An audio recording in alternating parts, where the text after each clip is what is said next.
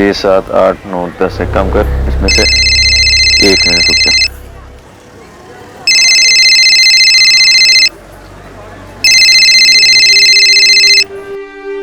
Hello, तुम्हारी बहन की डेड बॉडी पड़ी है, आके ले जाओ।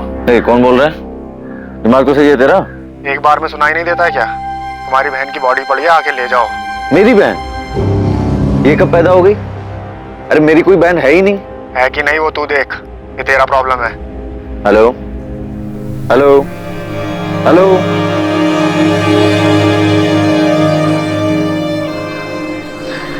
The number you have called is currently switched off. अजीब आदमी है, कुछ भी बकवास किए जा रहे हैं।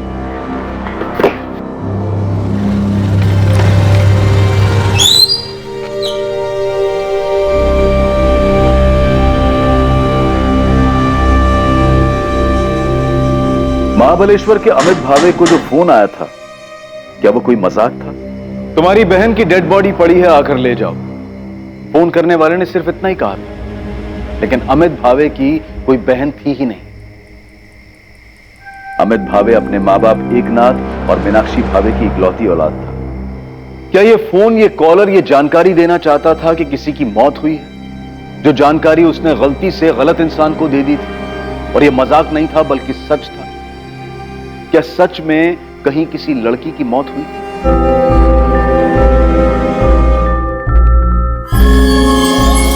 हमने आपकी बेटी के फोटो को सतारा के सभी पुलिस स्टेशन में भेज दिया। हम निकिता के दोस्तों से भी बात कर रहे हैं। निकिता के कॉल रिकॉर्ड से मोबाइल लोकेशंस भी मंगवाए। हमने हॉस्पिटल्स में भी चेक किया, लेकिन कहीं से कोई खबर नहीं मिली। प्रताप राव जी, कल घर में किसी बात को लेकर कोई झगड़ा हुआ था जिससे गुस्सा होकर? नहीं, कोई झगड़ा वगड़ा नहीं हुआ था। कल भी हमेशा की तरह निकिता कॉलेज के लिए सुबह निकली थी। हाँ, कॉलेज से दोपहर में वो ट्यूशन जाती है और 4 बजे घर वापस आ ही जाती है। कल सुबह रोज की तरह निकिता कॉलेज के लिए और शिवम स्कूल के लिए घर से साथ में ही निकले थे। शिवम 4:30 बजे घर आ गया था, पर निकिता नहीं आई। मैडम, कल निकिता कॉलेज आई थी, मैं उससे मिली भी थी। 1:30 बजे तक वो कॉलेज में ही थी। उसके बाद वो ट्यूशन क्लासेस के लिए गई होगी। आरती, मैंने निकिता के ट्यूशन में पता किया, कल वो ट्यूशन गई नहीं। मैडम, मैंने टीचर से ही पूछा और अटेंडेंस रजिस्टर भी चेक किया। 27 अप्रैल को निकिता एब्सेंट थी। धवल जी, निकिता अक्सर छुट्टी करती है, रेगुलर क्लास आती है। वो तो रेगुलर क्लासेस आती है। बहुत अच्छी स्टूडेंट है। 93% मार्क्स उसने स्कोर किए बीएससी फर्स्ट ईयर में, और 2 हफ्ते बाद उसके सेकंड ईयर के एग्जाम। मुझे खुद अजीब लग रहा है कि पढ़ाई में इतनी अच्छी लड़की क्लासेस बंक करके अचानक कहीं चली जाएगी और घर नहीं लौटेगी। आरती, क्या निकिता ने तुम्हें बताया था कि वो क्लासेस जा रही है?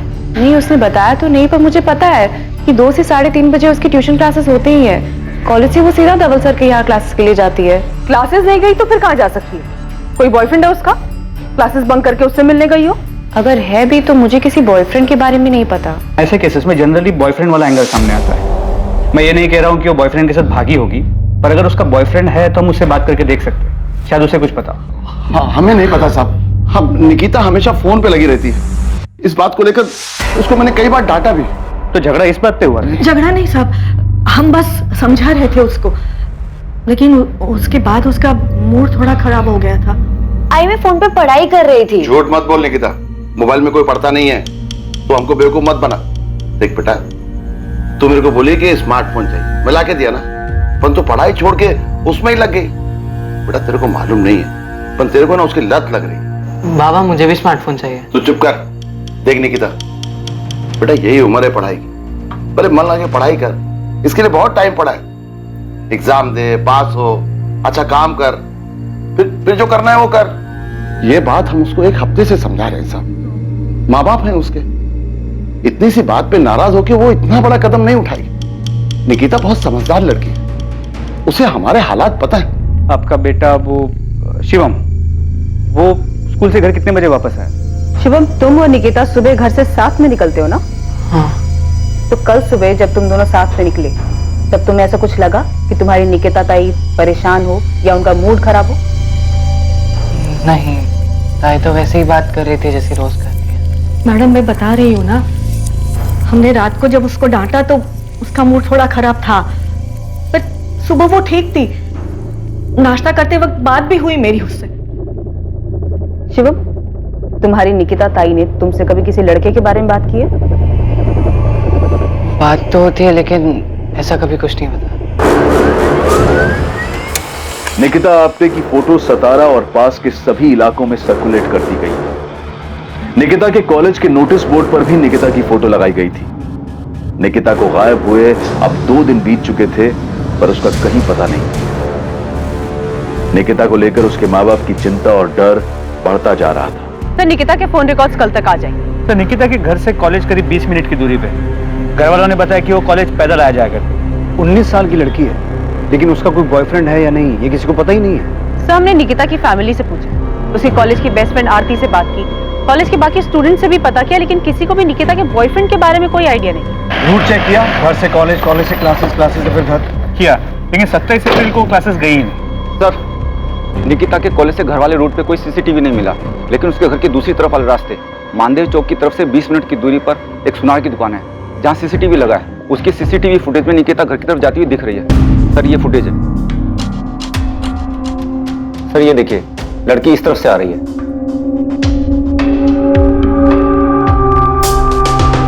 ये मानदेव चौक की तरफ से आ रही है?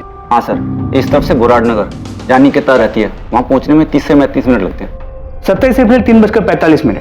मतलब इतना तो कंफर्म है निकिता ट्यूशन क्लासेस नहीं गई थी, क्योंकि इसके ट्यूशन क्लासेस बापर सर्कल के पास है, ठीक उल्टी तरफ, और ये दूसरी तरफ से आ रही। ये पक्का क्लासेस बंक करके इस तरफ किसी से मिलने गई हो।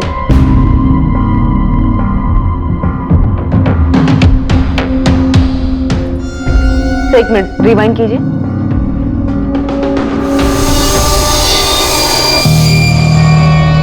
सही देखिए, लड़की परेशान लग रही। मानदेव चौक से लेके बुराड़ नगर, जहां निकिता का घर है, पूरा एरिया स्कैन करो। ये लड़की मानदेव चौक क्रॉस करती हुई नजर आ रही है।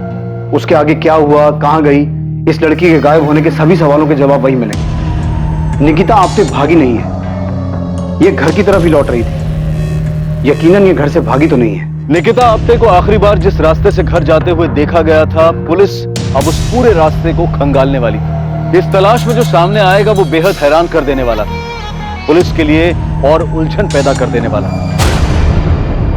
जिस रास्ते से निकिता 27 अप्रैल को घर जा रही थी, उस रास्ते में एक छोटा जंगल था। निकिता पुलिस को उसी जंगल में मिलने वाली थी।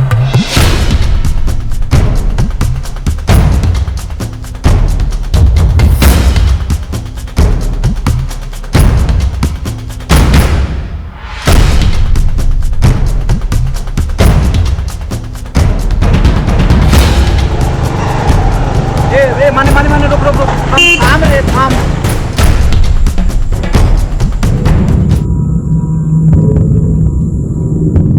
इसने आत्महत्या की है? सर, देख के तो ऐसा ही लगता है। सीसीटीवी फुटेज में प्रतिमा ने शायद सही पकड़ा था। ये लड़की किसी बात से परेशान लग रही थी।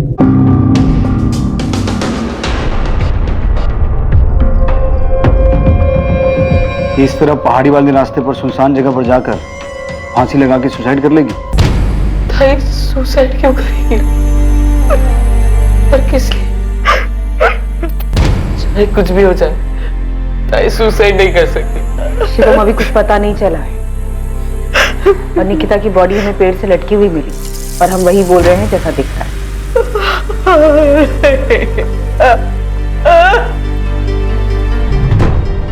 लड़की के गले की हड्डी टूटी हुई है, पेड़ पर लटकने की वजह से। लटकने की वजह से? आपका मतलब है इसने खुद? नहीं, मैं वो नहीं कह रहा हूँ। मैं ये कह रहा हूँ कि लड़की की मौत दम घुटने की वजह से हुई है, जो गले में इस रस्सी के दबाव के कारण हुआ है, और इसी रस्सी की वजह से गले की हड्डी टूटी है। पर मैं इस वक्त कंफ्यूज हूँ। क्यों? क्योंकि मरने के पहले इसके साथ रेप हुआ। रेप हुआ? हाँ, रेप हुआ, और इसने खुद को बचाने की पूरी कोशिश की है। तो पहले इसके साथ जबरदस्ती की गई, फिर गला दबाकर मारा गया, और फिर पेट से लटका दिया?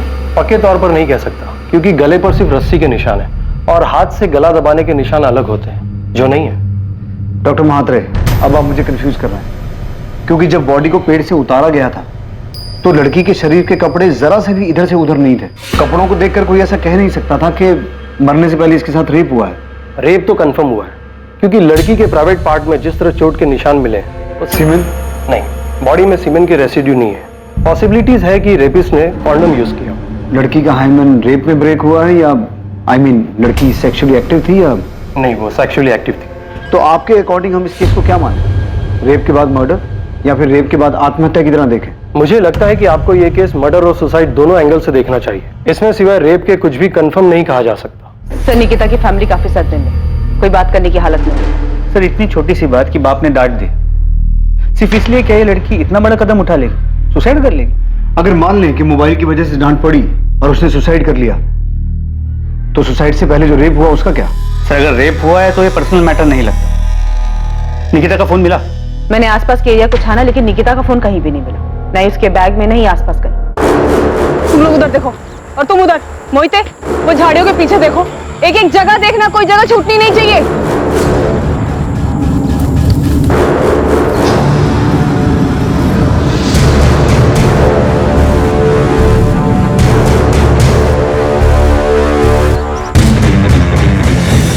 सर क्राइम सीन से तो ऐसा कुछ नहीं मिला जिससे ये कहा जा सके कि ये मर्डर है। मुझे लग रहा है ये रेप और सुसाइड का ही केस है।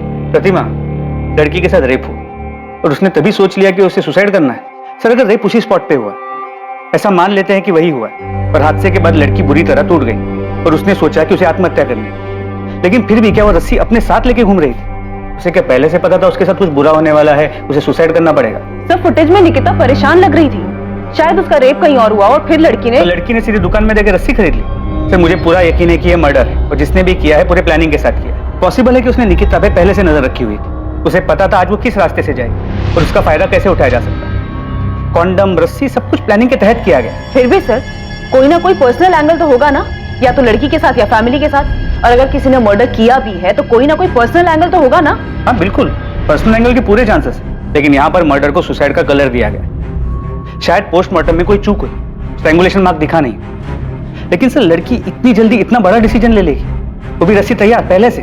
हमें सबसे पहले जरूरत है निकिता की फैमिली से बात करने की, उसका बैकग्राउंड निकालने की। सुसाइड हो या मर्डर, इसमें कुछ तो पर्सनल है। शायद रेप का प्लान ना हो, मौके का फायदा उठाया गया हो, जो भी है हमें दोनों पॉसिबिलिटीज का पता करना हो। मोहित, मुझे सतारा और सतारा के आसपास के सारे पुलिस स्टेशन से रेप और मॉलेस्टेशन के सारे केसेस चाहिए, और ऐसे केसेस में कौन सा हिस्ट्री शीटर बाहर है, कौन सा अंदर है या बेल पर, सबकी पूरी जानकारी चाहिए फौरन। माने बुराड़ नगर से लेकर मानदेव चौक के बीच में जितनी भी दुकानें हैं, सभी दुकानदारों को निकिता की फोटो दिखाओ और पता करो क्या लड़की ने हाल ही में कोई रस्सी खरीदी थी। मतलब उसने सुसाइड है या मर्डर, ये तो जल्दी पता चल जाएगा।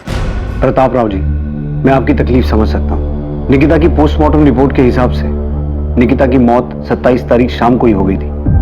मौत का समय 4 से 6 के बीच का है। ये सीसीटीवी फुटेज हमें मानदेव चौक की एक दुकान से मिला है। निकिता उस दिन क्लासेस नहीं गई थी। आप लोगों को निकिता ने कभी बताया था कि कोई उसे परेशान कर रहा है या आपकी किसी के साथ दुश्मनी थी जिसका बदला लेने के लिए किसी ने निकिता के साथ ये सब? सर ताई सुसाइड नहीं कर सकती। निकिता सुसाइड नहीं कर सकती, लेकिन ऐसा कौन हो सकता है जो तुम्हारी बहन को या तुम्हारे परिवार को नुकसान पहुंचाना चाहता हो? मार्केट में 2 सब्जी की दुकान है मेरी, सालों से ये काम कर रहा हूं, कभी किसी से कोई लड़ाई झगड़ा नहीं हुआ। हमने पिछले 1 हफ्ते की सीसीटीवी फुटेज चेक की है और पिछले 1 हफ्ते में निकिता एक बार भी इस रास्ते पर नहीं दिखी। मतलब कि वो हर रोज कॉलेज से घर जाने के लिए मानदेव चौक वाला रास्ता नहीं लेती थी और 27 तारीख से पहले क्लासेस में भी उसकी रेगुलर अटेंडेंस थी। लेकिन उस दिन इस रास्ते से वो क्लासेस बंक करके किसी को तो मिलने गई थी। हमको नहीं पता वो क्लासेस में छुट्टी मारती थी या वो छुट्टी करके किसको मिलने गई थी, ये भी हमको नहीं पता। प्रताप राव जी, अगर आप हर बात में यही कहेंगे कि आपको कुछ नहीं पता, तो हम कैसे कार्रवाई करेंगे? नहीं पता है साहब, हम लोगों को कुछ पता नहीं है साहब। नहीं पता है कि निकिता इतनी सी उम्र में आत्महत्या क्यों करेगी या किसी ने उसके साथ मेरी निकिता के साथ। सर ताई सुसाइड नहीं कर सकती। अगर उसे कोई तकलीफ होती तो वो उसका सामना करते अपनी जान नहीं लेती। मेरी ताई बहुत स्ट्रांग थी, सुसाइड नहीं कर सकती।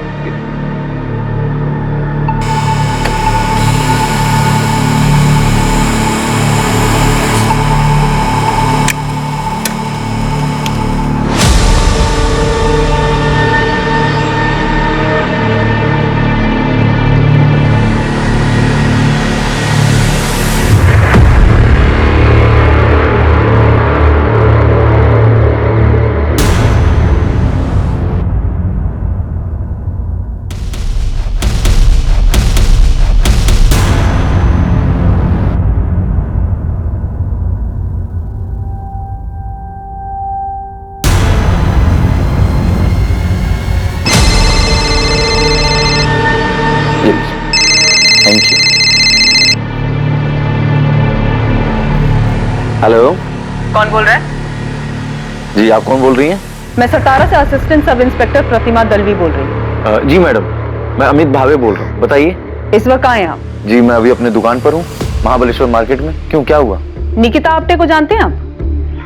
जी जानता हूँ। क्यों? कैसे जानते हैं? अरे क्या हुआ मैडम, आप इतने सवाल क्यों पूछ रही हैं? अमित, क्या आप जानते हैं कि निकिता मर चुकी है? क्या? जी नहीं जानता मैम। एक्चुअली क्या है कि निकिता जो है वो मेरी कजन है, मेरी आई मीनाक्षी भावे के चचेरे भाई प्रताप राव आप्टे की बेटी है। और मैम ये बात आप हमें क्यों बता रही हैं? अगर ऐसा कुछ हुआ तो प्रताप मामा और शिवम ने फोन क्यों नहीं किया? निकिता ने मरने से पहले आखिरी कॉल आपको किया था। क्या? मुझे मैडम ये क्या कह रही है आप? मुझे कुछ... अमित, निकिता का रेप हुआ है और रेप होने के बाद या तो उसने सुसाइड किया है या उसका मर्डर हुआ है। ये सब 27 अप्रैल की शाम की बात है और निकिता ने मरने से पहले शाम को 4:23 पे तुम्हारे नंबर पे कॉल किया था और 21 सेकंड बाद भी हुई है तुम्हारी। मैडम निकिता के साथ जो कुछ भी हुआ ये सुन के मेरा सर घूम रहा है। बहुत बुरा हुआ निकिता के साथ। लेकिन मैडम अगर निकिता मुझे फोन करती तो क्या मैं उसके परिवार वालों को नहीं बताता? और वो मुझे यहाँ महाबलेश्वर में फोन क्यों करती? अगर उसे फोन करना था तो अपनी फैमिली को सतारा में फोन करती। अमित, निकिता ने ऐसा क्यों किया ये बताने के लिए निकिता जिंदा नहीं है, तो तुम्हें बताना होगा कि उस वक्त तुम दोनों की क्या बात हुई थी। मैडम मेरी उससे 1 मिनट 27 तारीख को मैडम 27 तारीख की शाम में मुझे एक अजीब सा कॉल आया था।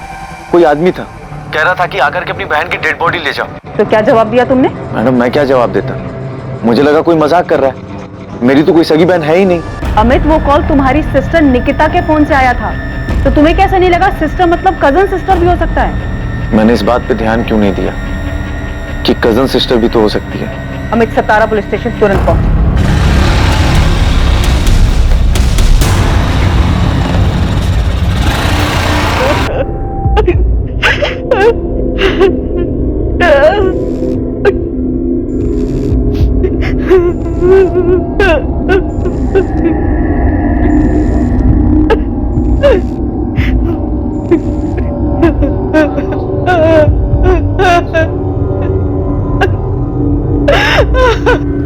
जी मेरा नाम विनीत लोखंडे। जी जानता हूँ निकिता को। विनीत, फौरन बोराड़ नगर पुलिस स्टेशन आ जाओ। मैम मैं निकिता के घर आया उसके अंतिम संस्कार में। क्या मैं अटेंड करके? उसके बाद आ जाओ, लेकिन भागने की कोशिश मत करना। मैं कहीं नहीं भाग रहा। और क्यों भागूंगा? साहब 2-3 हिस्ट्री शीटर से बात किया मैंने। उन्होंने बताया कि एक हिस्ट्री शीटर है किशोर कदम नाम का, यही सातारा का ही है। 3 साल पहले रेप केस में अंदर गया था, अभी बेल पे बाहर है, केस ट्रायल पे उसका। कहाँ मिलेगा ये किशोर कदम? कुछ बोल नहीं सकते साहब, लेकिन अभी सतारा में नहीं है। पता कर क्या है? मुझे पक्का लगता है इस केस में किसी क्रिमिनल का हाथ है गोविंद। किसी क्रिमिनल का हाथ होता भी तो क्या ऐसे रस्सी लेके जाता, ऐसी प्लानिंग करता? नहीं, मेरे को क्या लगता है ना, कोई पर्सनल एंगल है। गोविंद थियरी मत बना, पता कर ये किशोर कदम कहाँ है, किस बिल में चुप के बैठा है। मुझे ये किशोर कदम जल्द से जल्द चाहिए।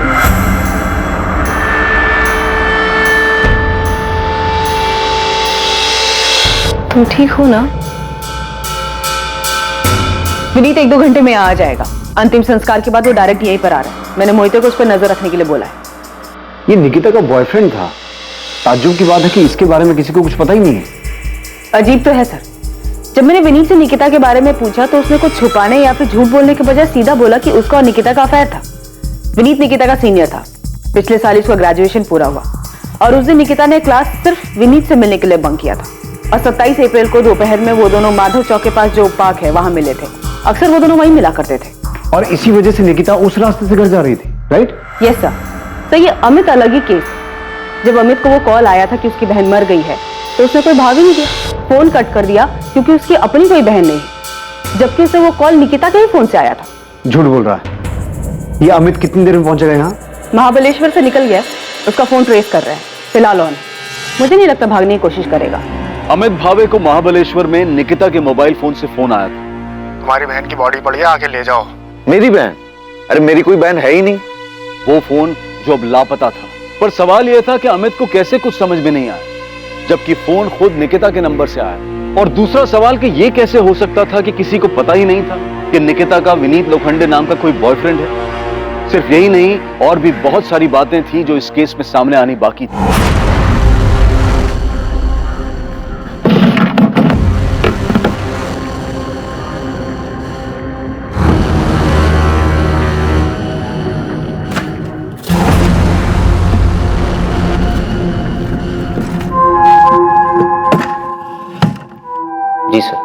उस दिन मैं निकिता को दोपहर में मिला था। पिछले 1.5 साल से मेरा उसका अफेयर चल रहा था। 1.5 साल से? उसके बावजूद निकिता के परिवार में किसी को ये बात पता नहीं? नहीं पता, और मेरी फैमिली को भी कुछ नहीं पता। पर तुम्हारे कॉलेज में भी किसी को नहीं पता? हमने निकिता की बेस्ट फ्रेंड आरती से भी पूछा, उसे भी तुम दोनों के बारे में कुछ नहीं पता है। मैंने और निकिता ने मिलकर ऐसे ही डिसाइड किया था। मैं एमएससी कर रहा हूँ, उसे बीएससी करनी थी, उसके बाद मास्टर, और इसके बाद हम दोनों को शादी के बारे में डिसाइड करना था और फिर सबको अपने रिश्ते के बारे में बताना था। तुम 27 अप्रैल को निकिता को उस पार्क में मिले थे। तुम्हें ऐसा लगा कि निकिता किसी बात को लेकर परेशान थी? नहीं, परेशान नहीं थी, वो थोड़ा दुखी थी। क्यों दुखी थी? क्योंकि एक रात पहले उसके बाबा ने उसे फोन के लिए डांट दिया था। बस दुखी थी या फिर इस बात को लेकर बहुत परेशान थी? दुखी थी, क्योंकि उसको भी लग रहा था कि उसके बाबा सही बोल रहे हैं। ये पहली बार मुझे नहीं डांटा है बाबा ने विनीत, इसके पहले भी कई बार टोक चुके। अब तो मुझे खुद लग रहा है मुझे फोन की लत लग रही है। तो तुम्हें ऐसा लग रहा है तो सुधारो खुद को। सुधारना ही पड़ेगा विनीत। अब हम फोन पे ज्यादा चैट नहीं करेंगे और ना ही ज्यादा बात करेंगे। मुझे अपना ध्यान पढ़ाई पे लगाना है। पहले तो बस आई बाबा कहते थे, अब तो मुझे खुद लगता है कि मेरे पढ़ाई पे बिल्कुल ध्यान नहीं है। तुम इसके लिए मुझे ब्लेम कर रही है? अरे नहीं, मैं तुम्हें ब्लेम नहीं कर रही हूँ। मैं बस ये कह रही हूँ कि जब तक मेरे एग्जाम्स नहीं खत्म हो जाते, ना ही हम ज्यादा बात करेंगे और ना ही मिलेंगे। ठीक। उसके बाद हम लोग कुछ आधा घंटा बैठे, बातें की और अपने अपने घर के लिए निकल गए।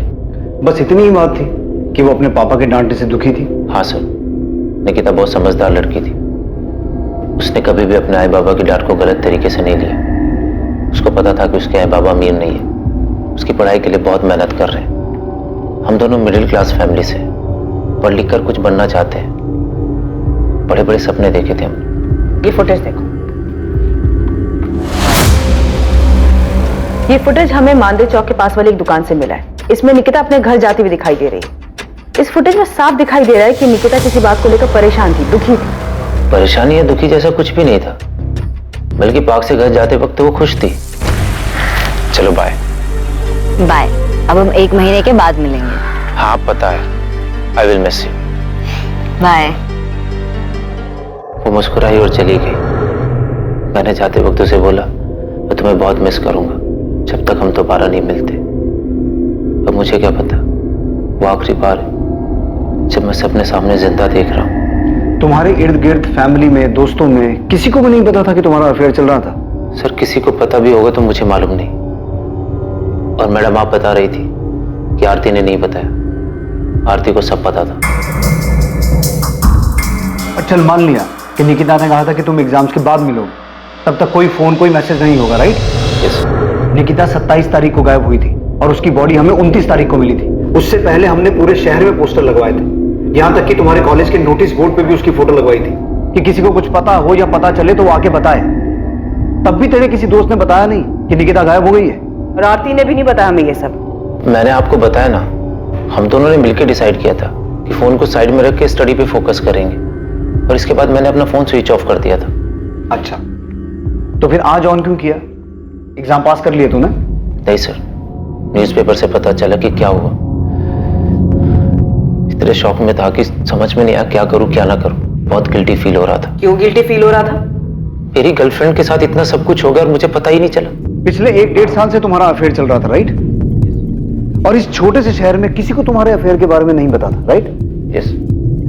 तो इस 1-1.5 साल के अफेयर में तुम दोनों का फिजिकल रिलेशन बना? नहीं सर, निकिता ऐसी लड़की नहीं थी। उसने साफ साफ कह दिया था कि शादी से पहले हमारे बीच में ऐसा कुछ नहीं होगा। और तू भी उस तरीके का लड़का नहीं है, इसलिए तू इस बात पे मान गया। अब कहना क्या चाहती है मैडम? मैं निकिता से प्यार करता था, मैं उसके साथ फिजिकल होने के लिए रिलेशन नहीं बनाया था। सब आप ऐसे क्यों देख रहे हैं मुझे? तू नहीं था तो फिर कौन था जिसका निकिता के साथ फिजिकल रिलेशन था? तू झूठ पे झूठ बोले जा रहा है और तेरा हर झूठ पकड़ा जा रहा है। निकिता के साथ रेप हुआ था, लेकिन वो सेक्सुअली एक्टिव थी। इसलिए अब बकना बंद कर और बोलना शुरू कर। जी सर, हमारे बीच में फिजिकल हुआ था। ये बात मैंने इसलिए छुपाई ताकि निकिता की फैमिली को पता ना चले, नहीं तो बेकार में। क्या बेकार में? बेकार में क्या विनीत? निकिता मर चुकी है, उसका रेप हुआ था, और रेप होने के बाद या तो उसने सुसाइड किया या उसका मर्डर हुआ। इससे ज्यादा क्या सदमा लगता है उसकी फैमिली को? तू क्या सोच रहा है? तू कुछ छुपाएगा तो बच के निकल जाएगा। मैडम जब मैंने कुछ किया नहीं तो मैं क्या छुपाऊंगा? हाँ मैंने आपसे झूठ बोला कि हम दोनों के बीच में फिजिकल रिलेशन नहीं था, लेकिन हम दोनों के बीच में जो भी हुआ वो हम दोनों की मर्जी से हुआ था। निकिता पार्क से निकलते वक्त खुश थी या ये भी झूठ बोल रहा है? मैडम मैं कसम खा के कहता हूँ मैं झूठ नहीं बोल रहा हूँ। निकिता पार्क से निकलते हुए खुश थी, उसे कोई परेशानी नहीं थी।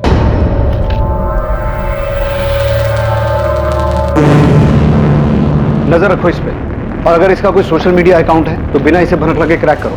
सर मैं साइबर टीम को काम पे लगा देती हूँ। वो विनीत के सारे सोशल मीडिया प्रोफाइल और चैट मैसेजेस को खोद कर निकालेंगे।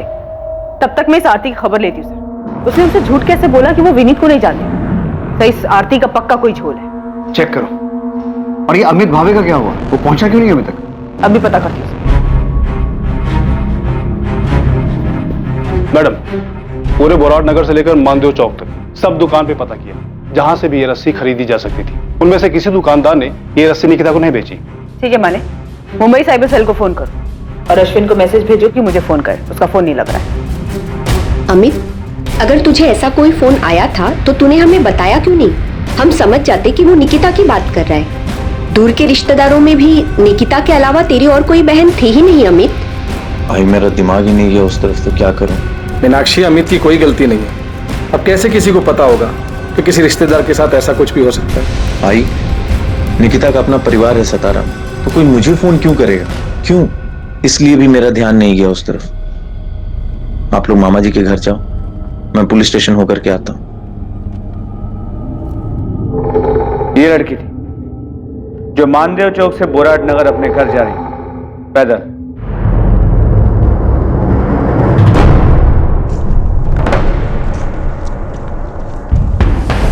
ये रास्ता बीच में सुनसान हो जाता, जहां पर इसके साथ पहले रेप किया गया और उसके बाद मर्डर। किसने किया है तुम दोनों में से? नरेश तूने? ये चंदर तू? मुझे कुछ नहीं मालूम है। और वैसे भी जिस दिन कांड हुआ ना, मैं पूरा दिन अपने घर पे था, इधर आया ही नहीं। मैं भी साहब उस रास्ते से नहीं गया उस दिन। तुम दोनों ने इससे पहले भी इसी तरह का जुर्म किया है और ये पक्का तुम दोनों में से किसी का काम है। मुझे वो आदमी हर हाल में चाहिए जिसने ये रेप और मर्डर किया है। अगर किया होता तो गोविंद आया था ना, उसको बता देते ना। आपके डंडे खाने के लिए क्यों आते? 12 घंटे तुम्हारे पास, उसके बाद एक एक सेकंड झेलना मुश्किल हो जाएगा, याद रखना। अबे मैंने कुछ नहीं किया यार। ये काम पक्का किशोर कदम का ही होगा। मोहित, मैंने पहले से गोविंद को इसका पता करने के लिए लगा दिया। तुम भी सतारा के बाद अपने पूरे नेटवर्क में इसके फोटो को पहुंचा दो। मुझे ये किशोर कदम हर हाल में चाहिए। यकीन ही नहीं हो रहा कि निकिता के साथ ऐसा कुछ हो सकता है। कोई बच्ची के साथ ऐसी दरिंदगी कैसे कर सकता है? पुलिस कह रही है कि निकिता ने आत्महत्या की। बकवास कर रही है पुलिस। आपने पूछा उनसे निकिता आत्महत्या क्यों करेगी? क्यों करेगी वो ऐसा? सर फोन अभी 1 महीने पहले ही बदला है। मैं अभी सारे नंबर नए वाले फोन में ट्रांसफर नहीं हूँ, इसलिए जब 27 तारीख को निकिता के नंबर से फोन आया तो पता ही नहीं चला कि वो निकिता का नंबर था। निकिता के फोन से किसी आदमी ने फोन किया था? जी, आदमी की आवाज थी। हेलो, तुम्हारी बहन की डेड बॉडी पड़ी है, आके ले जाओ। सर मुझे समझ में नहीं आया कि ये अचानक से मेरी बहन कहां से आ गई। मैंने कहा कि मेरी कोई बहन नहीं है तो उसने फोन काट दिया। अमित, कौन था वो आदमी जिसने फोन किया? अरे सर मुझे नहीं पता कौन था वो, उसने अपना नाम नहीं बताया, बस उसने अपनी बात कही और फोन काट दिया। तो तूने पास के किसी पुलिस स्टेशन में जाके ये बात बताई क्यों नहीं? अब मुझे लगा कोई मजाक कर रहा है। वो होता ना कि किसी का भी नंबर। तेरी बहन मर गई है, आके उसकी बॉडी ले जाओ, ऐसा मजाक कोई करता है? सर मैं भी यही सोचा, मुझे भी समझ में नहीं आया कि ऐसा मजाक कोई करता है क्या। लेकिन सर मैं क्या करता? निकिता का नंबर मेरे मोबाइल में सेव नहीं था। अगर निकिता का नंबर मेरे मोबाइल में सेव होता और उस नंबर से फोन करके कोई ऐसी बातें करता तो मैं सोचता भी। सर सिर्फ नंबर आया था, नाम नहीं। एक बात बता, जिसने तुझे फोन किया उसने कहा तेरी बहन है, इसका मतलब है उसे पता था कि निकिता तेरी बहन है, बेशक दूर की है, और फिर उसने तुझे ही फोन क्यों किया? यहां सतारा में उसके माँ बाप को फोन क्यों नहीं किया? ये मैं कैसे बता सकता हूं सर? ये तो आप जाकर के उससे पूछिए जिसने फोन किया है और जिसने निकिता के साथ ये गलत काम किया और फिर ढूंढ ढांड करके मेरा नंबर निकाला और मेरे नंबर पे फोन मिला दिया। नहीं अमित, ये बात कुछ बैठ नहीं रही। कॉलर ने तुझे फोन करके वो बताया जो हो चुका था, और फिर तूने ये बात ना तो पुलिस को बताई ना ही अपने माँ बाप को। तूने ये भी जरूरी नहीं समझा कि अपने मामा प्रताप राव को एक बार फोन करके पूछ लो कि सब कुछ ठीक है कि नहीं। सर मैं ऐसे कैसे इतना दिमाग लगा कि वो बहन बोला मतलब मेरी दूर की बहन निकिता होगी और निकिता के साथ ऐसा कुछ हुआ होगा। सर मुझे तो ये बात तब पता चली जब आपके असिस्टेंट सब इंस्पेक्टर ने मुझे फोन करके ये बात बताई। और सर मुझे क्या, आई बाबा को भी इस बारे में नहीं पता। इतनी बड़ी बात हो गई और प्रताप मामा ने हमें फोन तक नहीं किया। क्यों क्यों नहीं किया? सर मुझे क्या पता क्यों नहीं किया। इतनी बड़ी घटना हुई है, हो सकता है सदमे में हो, उनका दिमाग नहीं काम किया हो। पक्का जिसने फोन किया था उसने इतना ही बोला था और कुछ नहीं बताया था? सर अगर कुछ और बताया होता तो क्या मैं उसकी बात को हल्के में लेता? अब तो मुझे भी एहसास हो रहा है कि मैंने गलती कर दी। मुझे उसकी बातों को हल्के में नहीं लेना चाहिए था, मुझे पुलिस स्टेशन जाना चाहिए था। अमित को 27 तारीख से ही पता था, वो पहले से ही जानता था। मीनाक्षी और एकनाथ ने तो हमें कुछ नहीं बताया। मैं पहले ही सोच के हैरान था कि उन्हें निकिता के बारे में कैसे पता चल गया। अमित भी मिला था कल, उसने एक बार भी नहीं बताया कि घर आने से पहले वो यहां पुलिस स्टेशन होकर गया। प्रताप जी, कोई बात है क्या? अमित के साथ कुछ हुआ है? वो जो भी है, पर किसी ने निकिता के फोन से अमित को फोन क्यों किया? हम भी यही सोच रहे हैं। आपके और अमित के बीच, आप दोनों परिवारों के बीच सब कुछ ठीक है? आपने भी निकिता के बारे में उन्हें नहीं बताया था? अमित की आई मेरे सगे काका की बेटी, मेरी चचेरी बहन। कोल्हापुर में हमारा खेत, उसको लेकर कई साल से कोर्ट में केस चला है। अभी पिछले 6 महीने पहले कोर्ट में तारीख थी। अमित आया था सतारा। कोर्ट के बाद उसने मुझसे बहुत बदतमीजी की, गुस्से में मेरा कॉलर पकड़ लिया। जब तुझे कोर्ट में केस लेके ही जाना था तो अब लड़, ऐसे बाहर क्यों निपटा रहा है? वो जमीन मेरे नाना की और मेरी आई को ही मिलेगी और वो मैं लेकर आऊंगा, छोड़ूंगा नहीं। तेरे नाना ने तेरी आई की शादी का मेरे बाबा से पैसा लिया था, उसका लिखा भी मेरे पास है। तुझे बता भी चुका हूं और दिखा भी चुका हूं। मैं जमीन देने से कम मना कर रहा हूं, लेकिन तेरे नाना ने जो पैसा लिया था और लौटाया नहीं ना, उसकी भरपाई तो जमीन से ही होगी ना। अब पैसा दे दे और अपना हिस्सा ले ले। हाँ, 30 साल पहले ली गई नकदी की बराबरी आप जमीन से कैसे कर सकते हो? कोर्ट को करने दे फैसला। बात करके तू आसानी से मामले को निपटाना नहीं चाहता। तू ही गया था कोर्ट में, मैं नहीं गया था। और भाव, अभी आपको लग रहा है आप केस हार जाओगे तो बाबा से जबरदस्ती समझौता करने से? ये शिवम, छोटा है तू, छोटा ही रह, बड़ों के बीच में मत बढ़। भाव, आप भी तो बाबा और काकी से छोटे हो, तो बीच में क्यों पड़ रहे हो? ये मामला उन्हें खुद सुलझाने दो। धोखा दिया है मामा आपने, इतनी आसानी से नहीं छोड़ूंगा। अमित झूठ बोल रहा है सर। ये कैसे हो सकता है कि उसके पास निकिता का नंबर ना हो? निकिता अपने नंबर से उसको फोन करती थी और उसने कई बार खुद निकिता को फोन किया कि ये समझौता उसके हक में करा दे। अमित भाव, एक तरफ समझौता करना चाहते हो, दूसरी तरफ आप बाबा को धमकी देते हो, कोर्ट के बाहर उनका कॉलर पकड़ते हो, बदतमीजी करते हो। आप समझते क्या अपने आप को? निकिता, मैं अपनी खुशी से कोर्ट में नहीं गया, बल्कि तुम्हारे बाबा ने मुझे मजबूर किया कोर्ट जाने के लिए। मेरे पास कोई दूसरा रास्ता ही नहीं छोड़ा। 30 साल पहले मेरे नाना ने तुम्हारे दादा से 50,000 रुपए लिए थे और उस 50,000 का हिसाब बढ़ा चढ़ा करके तुम्हारे बाबा आज खेत में हिस्सा काट रहे हैं। अब तू बता, 50,000 रुपए में इतना बड़ा खेत मिलेगा क्या? भाव, आप अपना ये गणित ना मुझे मत समझाओ। हिसाब करना मैं आपसे ज्यादा अच्छे से जानती हूँ। बाबा आपके साथ कुछ गलत नहीं कर रहे। अगर तेरे दादा ने अपने भाई की बेटी की शादी में 50,000 रुपए दिए ना, कोई बड़ा काम नहीं किया। और वैसे भी ये चाचा की तरफ से अपनी भतीजी को शादी का गिफ्ट हुआ ना। वाह भाव, अब तो गिरगिट की तरह रंग बदलते। देखिए भाव, कोर्ट जाने का फैसला आपका था, हमारा नहीं। तो अब जो भी फैसला करेगी कोर्ट ही करेगी और हम सबको मानना पड़ेगा। निकिता, मुझे लगा था तू पढ़ लिख रही है तो थोड़ी अकल होगी तुझमें। तू अपने बाबा को समझाएगी कि परिवार में ऐसे झगड़े नहीं करते, लेकिन तू भी अपने बाबा की तरह बैल बुद्धि ही है, कुछ समझ नहीं है तुझमें भी। आपको समझ आ गया है ना, तो अब बार बार मुझे फोन करके परेशान मत करना कि अपने बाबा को समझा। ठीक है, बाय। तो क्या अमित ने कुछ किया? निकिता के साथ जो हुआ है वो... अब आपने ये सब बताया है तो चीजें समझ में आ रही हैं, आंकड़े सही बैठ रहे हैं। अमित का इसमें हाथ हो सकता है। प्रताप राव आप्टे और अमित भावे के बीच पुश्तैनी जमीन को लेकर चल रहे झगड़े के खुलासे के बाद निकिता के फोन से अमित को आए उस कॉल के मायने बदल रहे थे, इस केस को एक नई दिशा दे रहे थे। अमित भावे, जिसे निकिता के फोन से गुमनाम फोन आया था, क्या वाकई वो फोन अमित के लिए किसी गुमनाम फोन की तरह था? जितना जल्दी हो सके अमित के फोन रिकॉर्ड मंगवाओ और महाबलेश्वर जाकर उससे जुड़े हर इंसान से पूछताछ करो। आपको लगता है कि वो कॉलर अमित को जानता था जिसने निकिता के फोन से उसे कॉल किया था? सचिन, पूरे चांसेस हैं कि अमित ने किसी को सुपारी दी हो और उस सुपारी किलर ने मौके का फायदा उठाकर मर्डर के साथ साथ रेप किया हो। आप मुझ पे ऐसे क्यों चिल्ला रही हैं? चिल्लाओ नहीं तो क्या तेरी आरती उतारूं? 15 बार कॉल किया, 20 बार मैसेज किया कि कॉल बैक कर, लेकिन तूने कॉल बैक नहीं किया है। मैंने फोन इसलिए नहीं किया क्योंकि जो निकिता के साथ हुआ मैं उसके शौक में थी। 2 दिन से बीमार थी, मैं कॉलेज भी नहीं आ पाई। और अगर मैंने फोन नहीं किया तो आप मुझसे ऐसी बात करोगे, आरती उतारू मैं तेरी। तूने हमसे झूठ क्यों बोला कि तुझे नहीं पता था कि विनीत निकिता का बॉयफ्रेंड था? क्योंकि मुझे नहीं पता था कि अभी भी दोनों के बीच में कुछ चल रहा था। और अगर मुझे पता ही नहीं है तो मैं क्या बताऊं आपको उनका क्या रिलेशनशिप था, कैसा था, मुझे नहीं पता। उनके बीच क्या था क्या नहीं ये बात की बात है। असल बात ये है कि निकिता का बॉयफ्रेंड था या नहीं था, जो बात तूने हमसे छुपाई। और अब आपको पता चल गया है ना, विनीत ने खुद बताया ना कि वो उसका बॉयफ्रेंड था। अब क्या चाहती है मुझसे? देखिए आप मुझे ना बार बार परेशान मत कीजिए। Thank you, bye.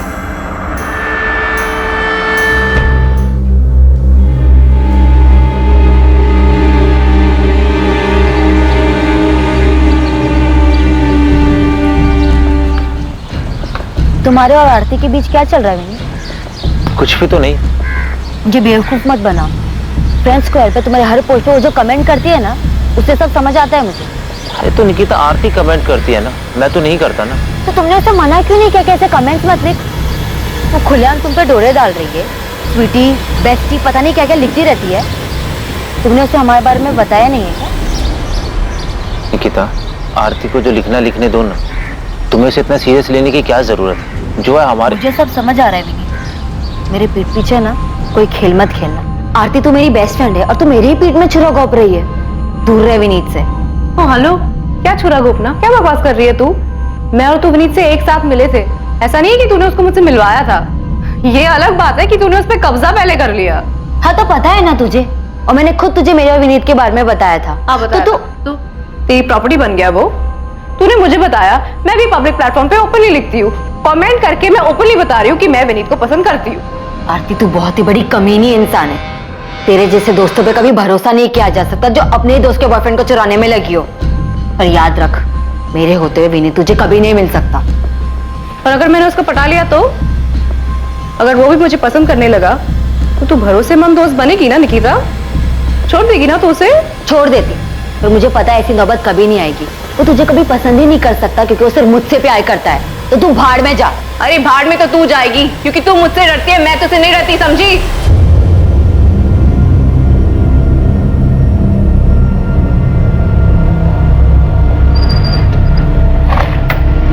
Sorry madam, ये सचिन साहब के लिए किशोर कदम की फील्डिंग लगा रहा था, इसके लिए आपको टिप देने में लेट हुआ। वो तो ठीक है गोविंद, ये बता आरती के बारे में कुछ पता चला या नहीं? मैडम, इनकी एक तीसरी दोस्त है, विद्या नाम है इसका। इससे जाके बात करो, इसे पता होगा कि ये आरती और निकिता पिछले 3 महीने से क्यों नहीं बात कर रहे हैं। क्योंकि आरती विनीत के पीछे थी। बिल्कुल सही गेस किया आपने मैडम, पर ये आरती नहीं, विनीत भी बहुत पहुंची हुई चीज है। ये मुझे पहले से मालूम है। और मैडम, इस पूरी खिचड़ी में एक और पुराना चावल है, कुणाल सामंत।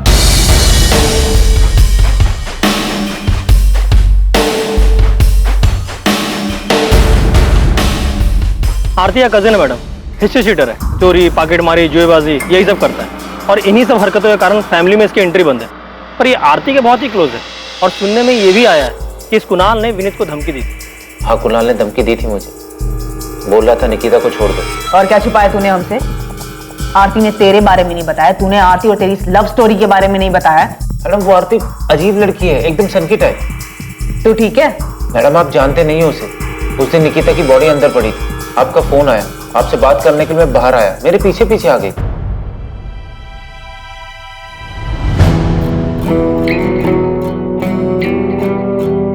किसका फोन था विनीत? पुलिस का? विनीत, अब तो निकिता नहीं रही ना, तो अब हमारे बीच कोई नहीं है ना? मैडम, आपको यकीन नहीं हो रहा है ना, तो मेरा फोन देखिए। आरती ने निकिता की मौत के बाद मुझे कैसे कैसे मैसेजेस किए, कितने मैसेज किए, चीप सन किया मैडम। निकिता की मौत को 2 दिन भी नहीं हुए थे, उसने मुझे धमकी देना और प्रपोज करना शुरू कर दिया था। पूरी तरह पीछे पड़ गई थी, जीना मुश्किल कर दिया। वो सन की है तो सीधा भोला भाला बेचारा लड़का है जिसके पीछे 2-2 लड़कियां फिदा हैं। अब ये बता कि तू निकिता से आखिरी बार मिला था, जो बात हुई थी वो भी तूने हमसे झूठ बोला था ना? एक तरफ आरती तांबे का निकिता को लेकर गुस्सा और विनीत को लेकर प्यार एक नई संभावना की तरफ इशारा कर रहा था, वहीं दूसरी तरफ महाबलेश्वर से एक ऐसी चौंकाने वाली खबर सामने आने वाली थी जो इस केस को एक नई दिशा देने वाली थी। जहां महाबलेश्वर में अपने पंटर ने पहली बॉल पे छक्का मारा है, धांसू खबर ढूंढ के निकाली है, ये अमित भावे अपने को एड़ा बना रहा है। गोविंद, फालतू के डायलॉग बंद कर और बता की खबर क्या है। आपने जो किशोर कदम नाम का तीर अंधेरे में चलाया था, वो लगता है सही निशाने पे लगा है। मतलब अमित भावे का इस किशोर कदम से कनेक्शन है? बिल्कुल साहब। ये किशोर कदम पिछले 1 महीने से महाबलेश्वर में देखा गया है, और अकेला तो दिखा ही है, अमित भावे के साथ भी देखा गया है।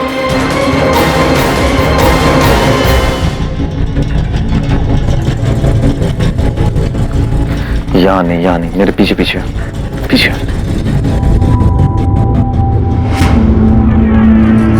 अमित भावे की दुकान पे जो दिनेश पुजारी नाम का लड़का काम करता है ना, उसको कोपचे में ले जाके पूछो, उसको सब मालूम है। एक काम कर, तू अमित पे नजर रख, मैं दिनेश को उठवाता हूँ। साहूकार विक्रम जादव, मोहिते अब ये इस केस में कहां से आ टपका? सर, जब मैं निकिता के घर पे निगरानी पे था तभी इस साहूकार विक्रम जादव को देखा था। तावराव ने जो सब्जी के 2 स्टॉल लगाए हैं, उसके लिए उन्होंने साहूकार विक्रम जादव से 15 लाख का कर्जा लिया है। जो हुआ वो नहीं होना चाहिए था, पर क्या कर सकते हैं? किसको मालूम था ऐसा कुछ होगा? नहीं मालूम था ना। मैं तुम लोगों का ख्याल रखेगा, तेरा भी शिवम का भी, समझ लेना। सर, ये विक्रम जादव बहुत कमीना आदमी है। वो पैसा देता है लेकिन ब्याज और मूल के बदले और भी बहुत कुछ वसूलता है। बहुत कुछ मतलब जो लोग इससे कर्जा लेते हैं उनके घर की औरतों को अपने पास बुलाता है? हाँ सर, अभी 3 साल पहले मानदेव चौक का ये केस है सर। इसके चक्कर में एक पति पत्नी फंस गए, तब इस विक्रम जादव के खिलाफ आत्महत्या के लिए मजबूर करने का मुकदमा दर्ज हुआ था।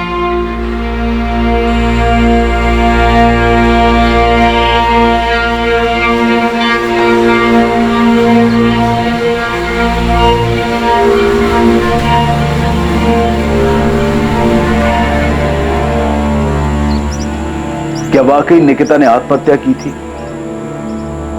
निकिता के बलात्कार और आत्महत्या से क्या वाकई साहूकार विक्रम जादव का कोई संबंध था? सर, कंफर्म निकिता का मर्डर हुआ है, और ये अमित हमसे झूठ बोल रहा है कि उसे नहीं पता कि उसे फोन किसने और कहां से किया। मैं ऐसे ही हिस्ट्री शीटर्स का पीछा करते करते किशोर कदम तक पहुंचा और पता चला इस किशोर का अमित के साथ कनेक्शन है। सर, निकिता के रेप और मर्डर में ये अमित जरूर इन्वॉल्व है। सर, मैं मानती हूँ कि ये मर्डर है, लेकिन इसके पीछे आरती और विनीत की लव स्टोरी है, और ये एंगल इस केस में सबसे स्ट्रॉन्ग एंगल है। प्रॉपर्टी और लव स्टोरी के अलावा एक नया एंगल सामने आया है, साहूकार विक्रम जादव का, जिसका ऑफिस और घर दोनों मानदेव चौक पे है। स्ट्रॉन्ग पॉसिबिलिटी है कि निकिता के बाप प्रताप राव ने खुद निकिता को विक्रम जादव के पास भेजा था। क्या? निकिता के बाप ने खुद से विक्रम के पास भेजा था? पर क्यों सर? क्योंकि प्रताप राव ने विक्रम जादव से 15 लाख का कर्जा लिया हुआ है।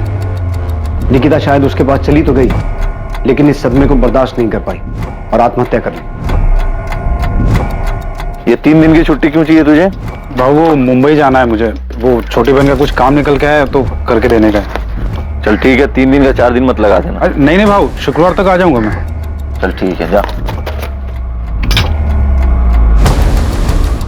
अमित को जो गुमनाम फोन आया था, क्या उस आदमी ने अमित से वही कहा था जो उसने पुलिस को बताया था, या सच कुछ और था? आरती, तू टेंशन मत ले, खुश हो जा। विनीत अब सिर्फ तेरा है, बाकी पुलिस क्या करेगी और क्या बोलेगी ये सब तुम मेरे पर छोड़ दे। क्या प्यार के नाम पर विनीत के लिए आरती की दीवानगी सारी हदें पार कर चुकी थी, या निकिता की मौत का अपराध बोध उसके घर के भीतर इर्द गिर्द कहीं था, जिसकी कल्पना भी नहीं की जा सकती थी?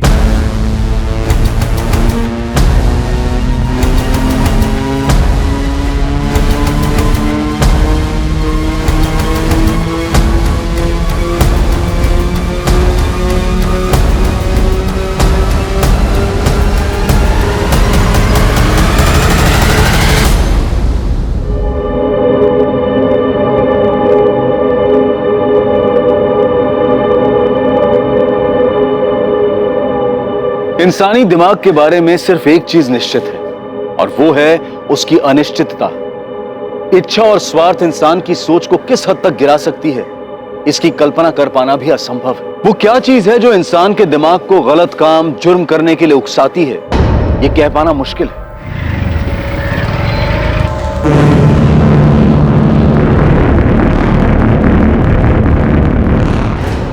हाँ, सब सही बोले आप। प्रताप राव मेरे से कर्जा लिया था, लेकिन उसमें क्या, ये तो मेरा धंधा है। जैसे अभिजीत वाघमारे, उसे भी कर्जा दिया था ना तुमने। आप उसके कर्जे को प्रताप राव के कर्जे से जोड़कर क्या खिचड़ी पका रहे हो? खिचड़ी तुम्हें समझ तो आ गई हो, बस नाटक कर रहे हो। चुपचाप चलो हमारे साथ। प्रदीप, ध्यान रख, ये तो हो। हाँ मैंने धमकी दी थी मैडम, पर वो धमकी नहीं थी, बस बातचीत थी। हमारे भी बातचीत करने के तरीके से तू अच्छे से वाकिफ होगा कुणाल। काफी बार अंदर जो गया है। मैडम बता तो रहा हूँ, आरती विनीत से बहुत प्यार करती थी, विनीत भी उसको पसंद करता था, खाली निकिता की वजह से छुपा रहा था। निकिता भी कम नहीं थी मैडम, विनीत को कब्जे में करके रखा था उसने, फंसाया था उसको।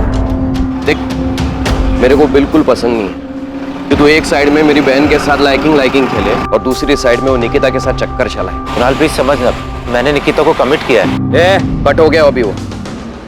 देख मेरी बहन आरती तेरे से बहुत प्यार करती है, उसका दिल नहीं दुखना चाहिए, और निकिता को कैसे बाहर करना ये अब तू देख। आज से तेरा सारा लाइकिंग मेरी बहन के लिए रहेगा, समझा?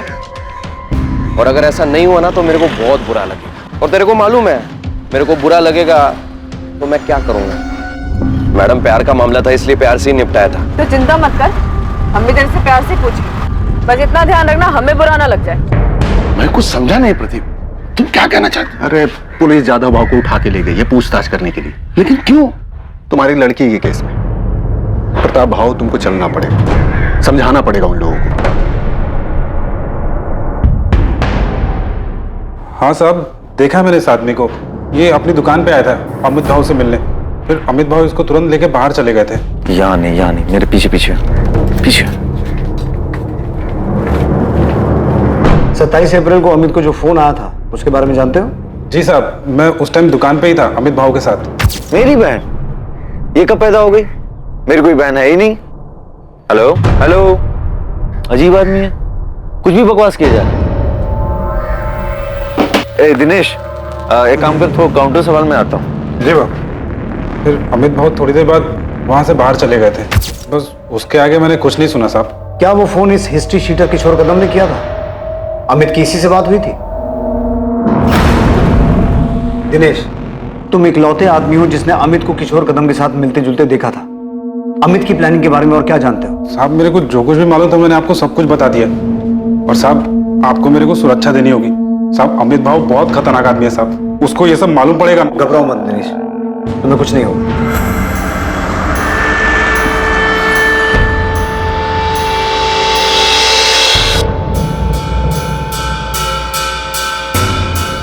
मोहिते, माने, मैंने महाबलेश्वर पुलिस को फोन कर दिया है, अभी निकलो, अमित भावे को उठा के लाओ। जी सर।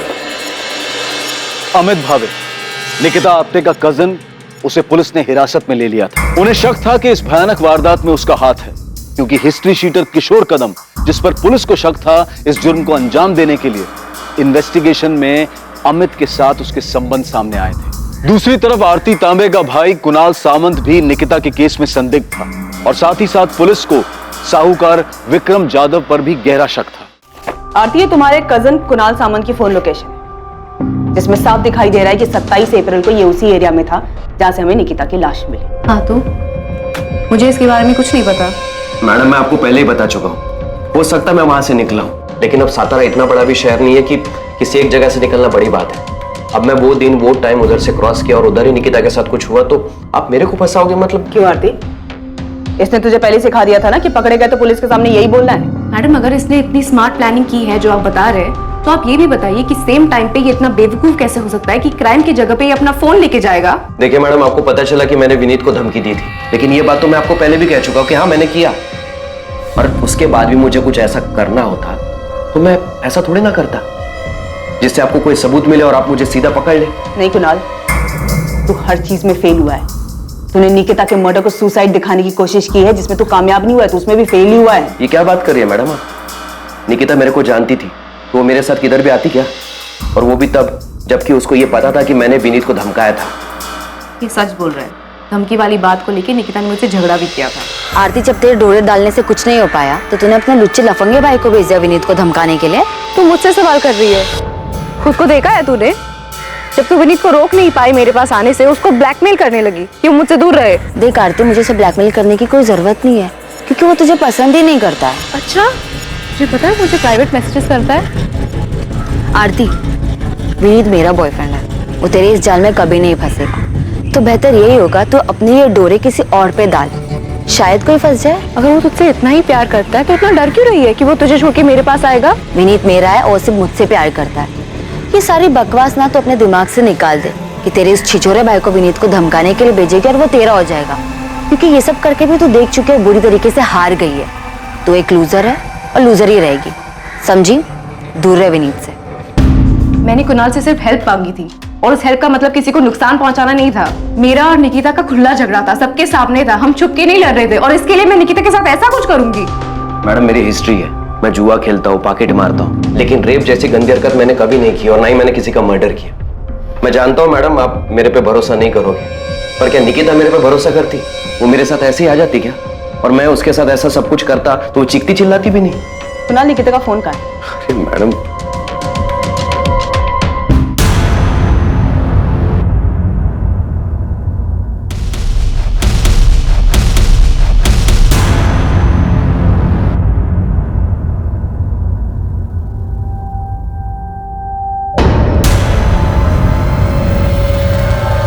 हमारे पास सबूत है कि 27 अप्रैल को जब निकिता का रेप और मर्डर हुआ था तो क्राइम सीन के आसपास ही थी। मैडम उस दिन मैं किसी काम से वहां गया होऊंगा, पर मैं निकिता को नहीं मिला। मैंने उसके साथ कुछ भी नहीं किया मैडम, मैं सच बोल रहा हूँ। ये एक लव ट्रायंगल था जहाँ पे हम एक दूसरे के खिलाफ थे, दुश्मन थे, हम एक दूसरे के झगड़ा करते थे हम एक दूसरे के साथ, लेकिन फिर भी मैं कुणाल को निकिता के पीछे नहीं भेजूंगी। इतनी सी बात आपको समझ नहीं आती? नहीं आ रही, क्योंकि ये झूठ है आरती। सच ये है कि तूने इस गुंडे को भेजा था विनीत को धमकाने के लिए कि ये निकिता से दूर है, लेकिन ऐसा हुआ नहीं। सच ये है कि निकिता अब जिंदा नहीं है, ये बताने के लिए कि ये गुंडा कई बार गया तो उसे धमकाने के लिए। सच ये है कि निकिता जिंदा नहीं है, बताने के लिए कि उसका रेप और मर्डर इसी कुणाल ने किया है। और इन सब के बावजूद तेरी सारी दलीलें झूठी साबित होती है, क्योंकि जब ये सब हुआ था तू क्राइम सीन के पास था। तुम दोनों से ना बहुत प्यार से बात कर ली है मैंने, तुम दोनों को प्यार की भाषा पच नहीं रही। मोहिते, डाल इसको जेल में और तब तक कूद जब तक सच बाहर नहीं आ जाता है। अरे मैडम मेरी बात तो सुनिए।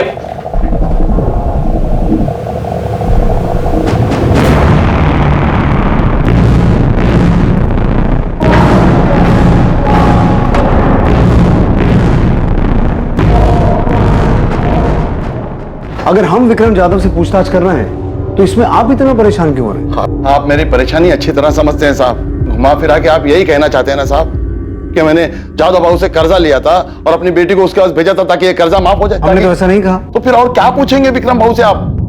मेरी चचेरी बहन के बेटे अमित के खिलाफ सबूत है ना आपके पास, उसने किया है सब कुछ, पूछिए उससे। हम ना तो अमित भावे को बख्शेंगे ना ही विक्रम जाधव को, फिर चाहे आप खुद निकिता के पिता आके हमें ये क्यों ना कहें कि हमें किससे पूछताछ करनी है और किससे नहीं। आप ये कहना चाहते हैं कि एक बाप ने खुद अपनी बेटी को उस आदमी के पास भेजा था जिससे उसने कर्जा लिया था? प्रताप राव जी, हम किसी ऐसे नतीजे पर नहीं पहुंचे हैं, लेकिन आप जिस तरीके से जोर देकर इस बात पे अड़े हुए हैं कि हमें विक्रम जाधव से पूछताछ नहीं करनी चाहिए, उससे कुछ चीजों पर शक हो रहा है। आपके लिए बेहतर होगा हमें हमारा काम करने दीजिए।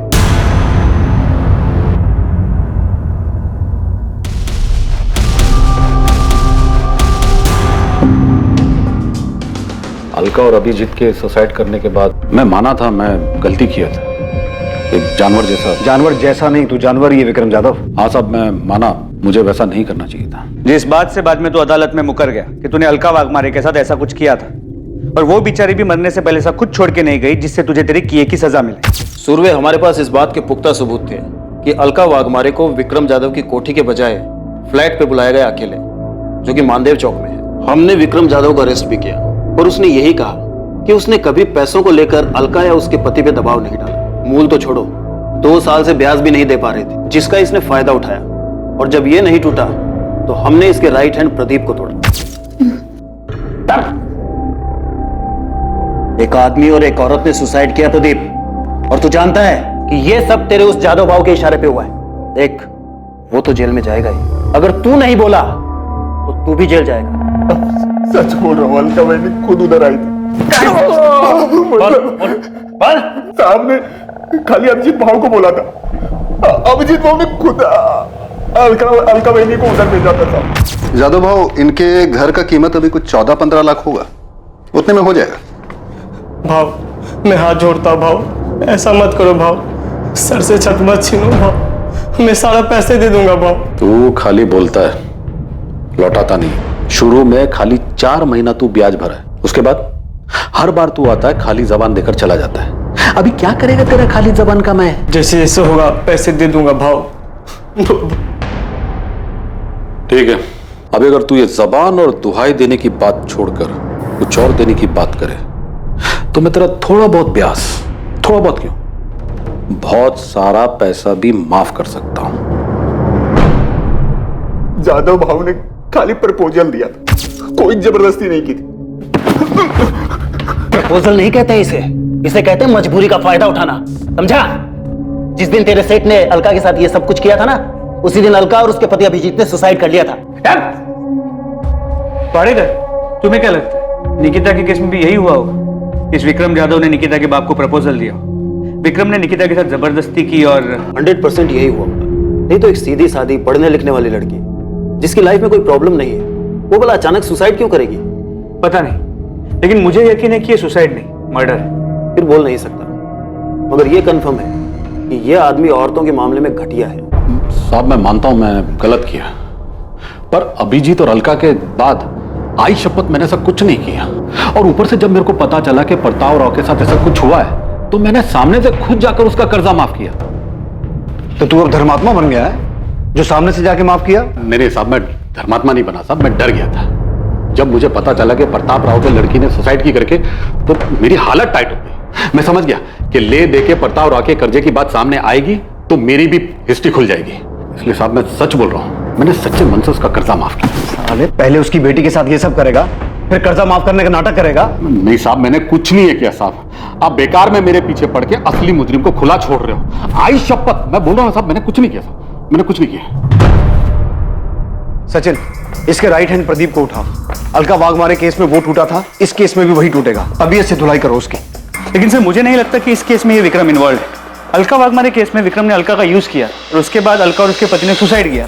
लेकिन सर इस केस में, सचिन मैं जानता हूं तुम्हें लगता है ये सुसाइड नहीं मर्डर है, लेकिन अगर कोई इस केस को सुसाइड की शक्ल देकर मर्डर को छुपा सकता है, तो सुसाइड को कवर अप करने के लिए कोई इस केस को मर्डर की शक्ल भी दे सकता है। ये जादव बहुत घटिया इंसान है। ब्याज कम करने के नाम पर अभिजीत वाघमारे को उसकी बीवी को अपने पास बुलाने का प्रपोजल दे सकता है, तो ये भी कर सकता है। ऐसे वाहियात इंसानों की फितरत कभी जाती नहीं। इसे लगा ही नहीं होगा कि निकिता सुसाइड कर सकती है। इसे क्या निकिता के बाप को भी नहीं लगा हो। उस आरती की वजह से उसने सुसाइड नहीं किया है, ये सब उस कमीने अमित भावे ने किया है। उसने पुलिस को झूठ बोला है कि उसको गुमनाम फोन आया था। ये सब उस हिस्ट्री शीटर किशोर कदम ने किया है। पुलिस उस किशोर कदम को पकड़ नहीं पा रही है, इसलिए अपने आप को बचाने के लिए विक्रम की बलि चढ़ाना चाहती है।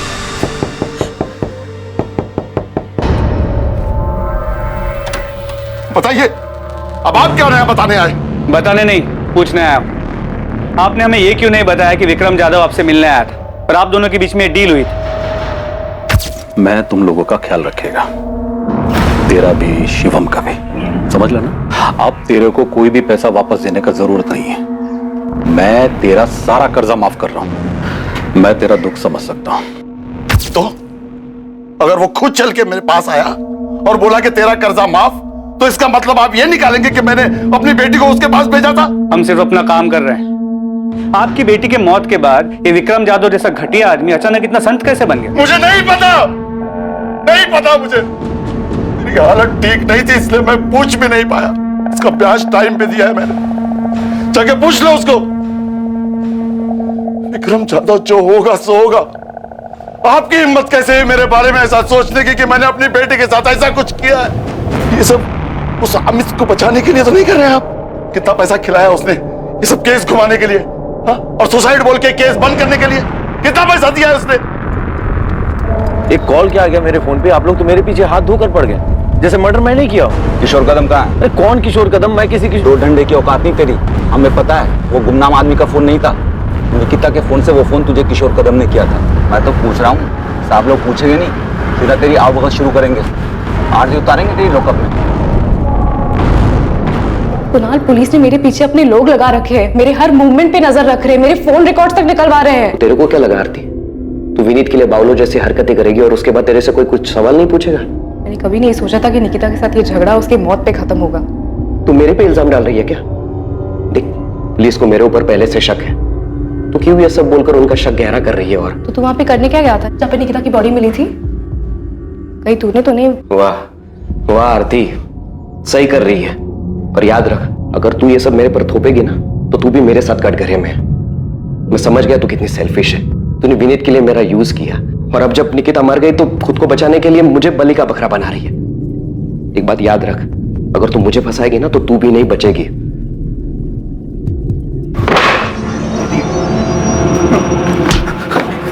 पिछली बार तू बच गया था, इस बार नहीं बचेगा। मैं सच बोल रहा हूं, तेरी लाश तक नहीं मिलेगी। जब मैंने पिछली बार सब सच बता दिया, भाव ने क्या किया, तो अभी मैं झूठ क्यों बोलूंगा साहब? कसम से साहब, वो लड़की उधर अगर आई भी होगी और भाव ने उसके साथ कुछ किया भी होगा तो मेरे को नहीं मालूम। तेरे भाव ने प्रताप राव का कर्जा क्यों माफ किया, वो भी निकिता के मरने के बाद? जितना मुझे मालूम है, भाव लड़की के मरने के बाद बहुत डर गया था। उसको वो अलका वाघ मारे वाला मामला याद आ गया था। अभी अगर भाव और प्रताप राव किसी खोपचे में कोई डील किए होंगे तो मेरे को नहीं मालूम। निकिता का फोन कहाँ है? नहीं पता साहब। निकिता उधर मेरे सामने नहीं आई होती तो मैं फोकट में इतना मार खाता, झूठ बोलता, वो भी भाव को बचाने के लिए। ये दुकान में काम करने वाले दिनेश को खड़ा करूं तेरे सामने, बुलाऊं उसे? वो भी बोलेगा और तेरे कॉल रिकॉर्ड्स भी यही बोलेंगे कि तेरी किशोर कदम से बातचीत हुई थी। मैं मानता हूं कि किशोर से मेरी बात हुई। उसे बातचीत नहीं, उसे साजिश कहता है, जो तूने किशोर के साथ मिलके की थी, कि पहले निकिता का रेप करना और फिर उसे पेड़ से लटका देना। बोल, यही प्लानिंग की थी ना तूने? नहीं सर, मैंने किशोर कदम को हायर किया था सिर्फ प्रताप मामा को धमकाने के लिए, ताकि वो मेरी जमीन मुझे वापस कर दे, और जो केस कोर्ट में चल रहा है वो केस कोर्ट के बाहर ही खत्म हो जाए। केस तो बहुत लंबा चलेगा और बहुत भारी पड़ेगा तुझ पे। सिर्फ धमकी देने के लिए हायर किया था उसे, तो प्रताप राव को धमकी दी उसने? सर मुझे नहीं पता कि काम किया कि नहीं किया, लेकिन निकिता को नुकसान पहुंचाने जैसी कोई बात नहीं हुई थी। भाव, खाली धमकी देने से कुछ नहीं होगा। उनको मालूम हो जाएगा धमकी तुम दिलवाए। पहले से कितना लुच्चा है तुम लोगों का, मालूम नहीं है तुमको? अब लेकिन ऐसा कुछ और नहीं करने का है, सिर्फ धमकी देना है, सिर्फ धमकी। तो अभी बोले ना उसका एक बेटा है, एक बेटी है, दोनों में से किसी एक को। अरे नहीं, ऐसा कुछ नहीं कराना है। ठीक है, फिर खाली धमकी का 1 लाख लगेगा, 50 एडवांस। और एक बार धमकी देने से कुछ नहीं होगा, कम से कम 3-4 बार देनी पड़ेगी, तब जाके असर होगा। ठीक है, ये रहा एडवांस, और याद रहे हाँ, सिर्फ धमकी देनी है, सिर्फ धमकी। किशोर कदम कहाँ है? सर मुझे नहीं पता कहाँ है। तूने निकिता को इसलिए टारगेट किया था ना कि तूने उसे सेटलमेंट करवाने के लिए फोन किया था और उसने तुझे उल्टा सुना दिया? नहीं सर, मैंने ऐसा कुछ भी नहीं करवाया, और किशोर को सिर्फ मैंने जबानी धमकी देने के लिए कहा था। और तुझे क्या लगा वो इतना दूध का दूल्हा है कि तू जितना कहेगा वो उतना ही करेगा? साले रेप की हिस्ट्री है उसकी। किशोर कदम का फोन कब से बंद है? जब से क्या? जब से निकिता के नंबर से मेरे नंबर पे फोन आया था, तब से उसका नंबर बंद है। तुझे उस दिन फोन किशोर ने किया था, अपने फोन की बजाय निकिता के फोन से। उल्टा तुझे टोपी पहना गया वो, है ना? तो मुझे भी उस दिन 1 मिनट के लिए ऐसा ही लगा था कि कहीं किशोर ने कोई अलग कांड तो नहीं कर दिया, लेकिन मैं सच कह रहा हूं, उस दिन फोन पर किशोर नहीं था। अजीब आदमी है, कुछ भी बकवास किया जा रहा है। फिर मुझे बाद में ठनका कि कहीं किशोर ने मुझे फंसाने की कोई चाल तो नहीं चल दी। सर मैं बहुत घबरा गया था, मैंने किशोर को फोन किया, उसका फोन बंद आ रहा सर, आज तक बंद है। तो तू उसी टाइम समझ गया था कि बहन मतलब निकिता, और किशोर ने 100% उसके साथ कुछ किया है। उस दिन किशोर को सिर्फ मैंने धमकी देने के लिए कहा था, और कुछ नहीं। और जो फोन पे आवाज थी सर, वो किशोर की नहीं थी। सर मैं सच कह रहा हूं, मैं झूठ नहीं कह रहा। उस समय तक सारे नंबर मेरे मोबाइल में ट्रांसफर नहीं हुए थे, और किशोर को सिर्फ मैंने धमकी देने के लिए पैसे दिए थे। अच्छा, मतलब वो रेप और मर्डर उसने अपने मन से किए थे। चल मान लिया हमने कि तू बहुत ही शरीफ आदमी है। जा महाबलेश्वर जा अपने घर, जा आराम कर, जा जा। जब तक किशोर कदम मिल ना जाए ना, इसकी खूब सेवा करो, दिल से सेवा करो। निकिता के साथ जो कुछ भी हुआ है, यही साला उसकी जड़ है। सर मैं सच कह रहा हूं, मैंने कुछ नहीं किया सर।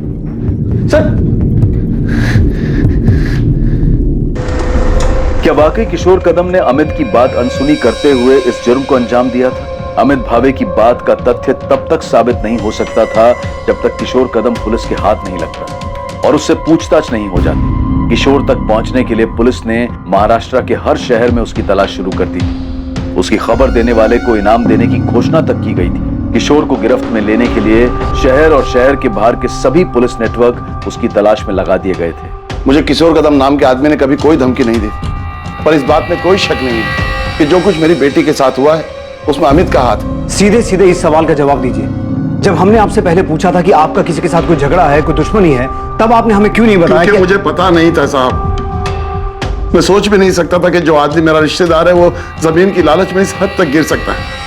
मुझे ये भी कहाँ पता था कि निकिता का कोई बॉयफ्रेंड था, और ना ये पता था कि रोज की तरह वो उस दिन भी कॉलेज तो जा रही थी पर कभी लौट कर नहीं आई, और मिलेगी भी तो इस हाल में। किशोर कदम अब पुलिस के लिए सबसे अहम संदिग्ध था, पर क्या वो सच में गुनहगार था? अमित ने जो उसे काम सौंपा था उसने उससे बढ़कर ये घिनौनी हरकत की थी। दूसरी तरफ विक्रम जाधव, जिसने निकिता के पिता को कर्जा दिया था, और कुणाल सामंत, जिसने अपनी बहन के लिए विनीत को धमकी दी थी, वो दोनों भी संदिग्ध बने हुए थे, लेकिन उनके खिलाफ कोई पुख्ता सबूत नहीं मिल पा रहे। इन सबके अलावा भी कोई था जो इन घटनाओं से परेशान था जो निकिता के साथ घटी थी। ऐसा भी कुछ था जो निकिता का बॉयफ्रेंड विनीत शुरू से जानता था, या शायद बहुत कुछ जानता था जो उसने पुलिस को नहीं बताया था। क्या विनीत कुछ छुपा रहा था? सर, किशोर कदम कोल्हापुर में पकड़ा गया है। ग्रेट। इस केस की सबसे अहम कड़ी अब हमारे हाथ लगी है। प्रतिमा, क्या लगता है तुम्हें, विक्रम जाधव और कुणाल सामंत को अब अंदर रखने से कोई फायदा है? उनसे और कुछ मिल सकता है? सर, विक्रम जाधव के एंगल में अभी तक हमें कुछ भी नहीं मिला है।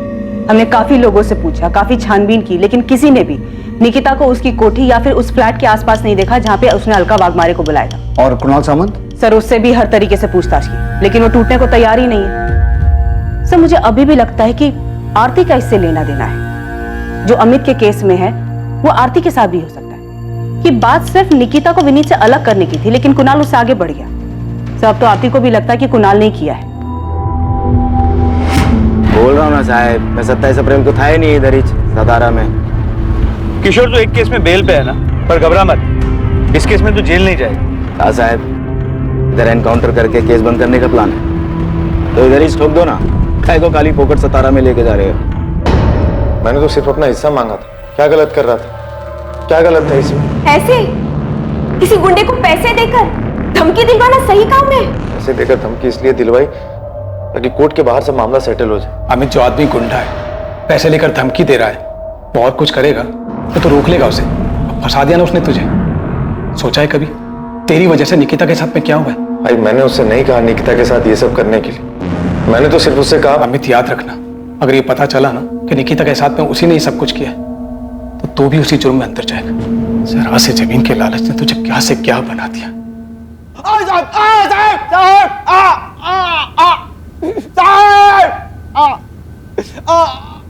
तीन दिनों तक लगातार पूछताछ और मार खाने के बावजूद किशोर कदम ये कबूल करने को तैयार नहीं था कि उसने ये जुर्म किया था। वो सिर्फ इस जुर्म से ही नहीं बल्कि इस बात से भी इनकार कर रहा था कि अमित भावे से पैसे लेने के बावजूद उसने कभी निकिता को निशाना बनाया या उसके परिवार के किसी इंसान को धमकी भी दी थी। सोच ले किशोर, यही सड़ता रहेगा, बाहर की हवा कभी नसीब नहीं होगी। ना तुझे ना अमित भावे को। थक जाओगे साहब, मैं फिर भी यही बोलूंगा। हम नहीं थकेंगे, हमारी चिंता मत कर। अब अगर अपनी सलामती चाहता है तो ये बता कि रस्सी कहां से खरीदी? हाथ से गला घोंट के मारा या रस्सी गले में डाल के? साहब, जब इतना मान के बैठे हो तो मेरे मुंह से सुनने का क्या मतलब? साहब, मैंने पैसा धमकी देने के लिए लिया था और वो भी नहीं दिया, खाली पैसा कब्जे किया। लड़की का छोड़ो साहब, उसकी फैमिली के किसी एक आदमी के पीछे नहीं गया मैं। आप लोग मेरे को एड़ा समझते हो क्या? मैं लड़की के फोन से अमित को फोन करूंगा? मेरे को समझ में नहीं आता क्या?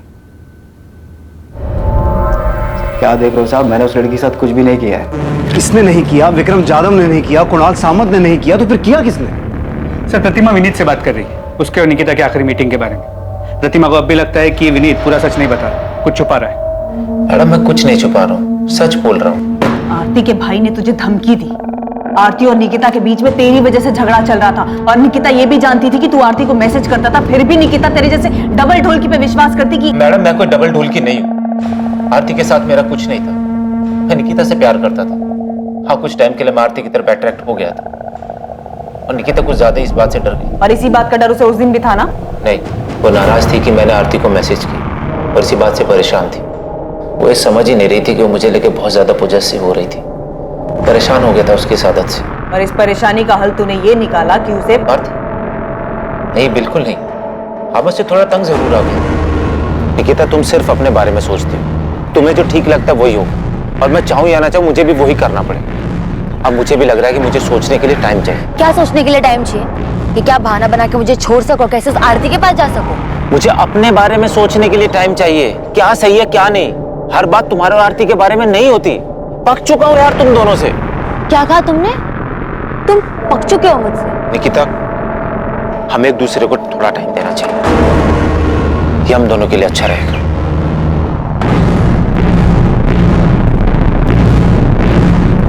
बाय।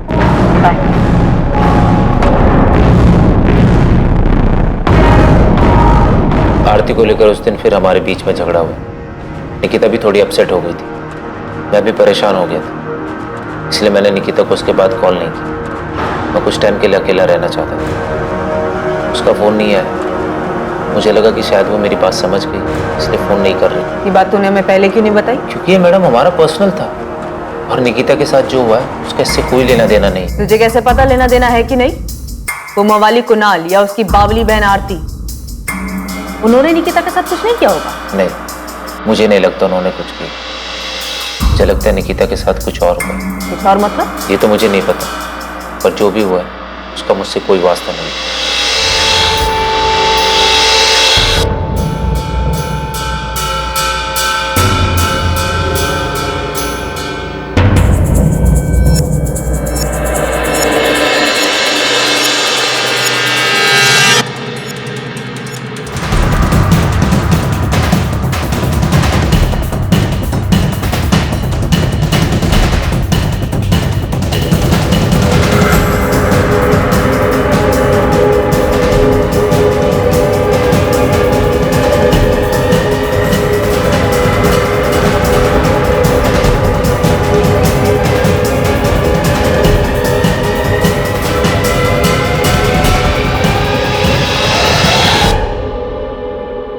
सर, मुझे लगता है कि हम इस बात पे अटक गए हैं कि निकिता का मर्डर हुआ है, जो कि इन सस्पेक्ट में से किसी ने अपना मकसद पूरा करने के लिए किया है। प्रतिमा, फिर से ये मत कहना कि तुम्हें अब भी लगता है कि ये सुसाइड का केस। प्रतिमा, अगर सुसाइड किया हो तो उसके पीछे कोई रीजन तो होना चाहिए। विक्रम जाधव की थ्योरी में कोई भी सुराग सामने नहीं आया कि उसने निकिता के साथ रेप किया, इसी वजह से उसने सुसाइड किया। तो फिर क्या हो सकता है? पता नहीं सर, पर मुझे अभी भी लगता है कि कुछ तो था जिसकी वजह से निकिता दुखी थी। ये हमने सीसीटीवी फुटेज में भी देखा है। प्रतिमा, हमें यह भी पता है कि उसके मरने से पहले उसके साथ रेप हुआ था। यस सर, याद है मुझे। सर, ये सुसाइड नहीं, मर्डर है। अगर हम ये मान भी लेते हैं कि विक्रम जाधव ने उसके साथ कुछ किया था, वो उसे बर्दाश्त नहीं कर पाई और उसने सुसाइड कर ली, तो तब भी उसके फोन के गायब होने के पीछे क्या कारण हो सकता है? क्या उसने सुसाइड करने से पहले अपना फोन खुद फेंक दिया, जो आज तक नहीं मिला? सर, इससे ये साफ हो जाता है कि ये सुसाइड नहीं, मर्डर है, और ये मैं 100% श्योर होकर कह सकता हूं। और फिर उसी रस्सी से उसे पेड़ से लटका दिया गया, इसीलिए उसके गले पे सिर्फ रस्सी का निशान, और पेड़ पे लटकाने की वजह से उसकी गर्दन की हड्डी टूट गई, जो हमें कंफ्यूज कर रही है। सर, क्राइम सीन पे निकिता का फोन नहीं मिला है, जिससे ये साफ होता है कि जिसने भी निकिता को मारा है वो उसका फोन अपने साथ लेकर चला गया। पर ये हो कौन सकता है? सारे हिस्ट्री शीटर्स को हमने तोड़ा है, उन पर नजर रखे हुए हैं, उनमें से कोई नहीं है, तो फिर है कौन?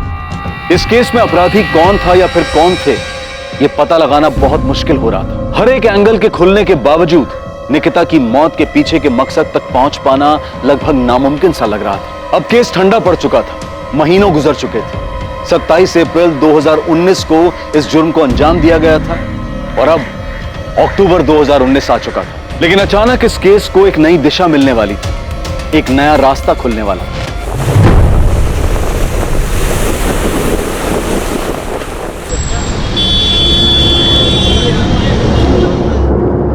हाँ, IMEI नंबर यही है। ये निकिता आप्टे का ही फोन है।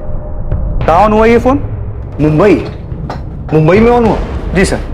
और निकिता के फोन में जो नंबर यूज हो रहा है वो ये है 44761। इस नंबर की पूरी डिटेल्स मंगवा ली है। हमने अपने नंबर से कॉल नहीं किया, मोहिते को भेजा है PCO से कॉल करने के लिए, ताकि पता चल सके कि ये नंबर ऑन है या नहीं। सर, ये नंबर ऑन है। मैंने PCO से फोन किया, ऐसे ही कोई नाम बदल कर बात की। किसी आदमी ने फोन उठाया था, बोला कि आपने जो नंबर लगाया रॉन्ग नंबर है। मैंने पूछा ये मुंबई का नंबर है? उसने कहा हाँ। सर, मैंने उससे और कुछ नहीं पूछा, ये सोच करके कहीं वो अलर्ट ना हो जाए। गुड, एड्रेस निकालो और उठाओ इस आदमी को। जी सर। और उसे पता ना चले कि हम उसके पीछे हैं।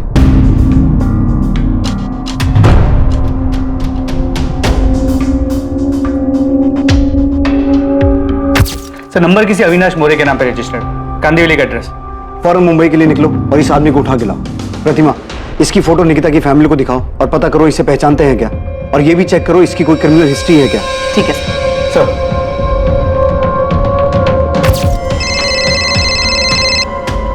हाँ प्रतिमा, इस अविनाश मौर्य का कुछ मिला? नहीं सर, निकिता की फैमिली भी इसे नहीं पहचानती। उन्होंने तो इसका नाम तक नहीं सुना। ताज्जुब की बात, इस अविनाश मौर्य ने अब तक फोन स्विच ऑफ नहीं किया, लगातार ऑन आ रहा है। सर मैंने साइबर टीम से दोबारा चेक किया, ये निकिता का ही फोन है।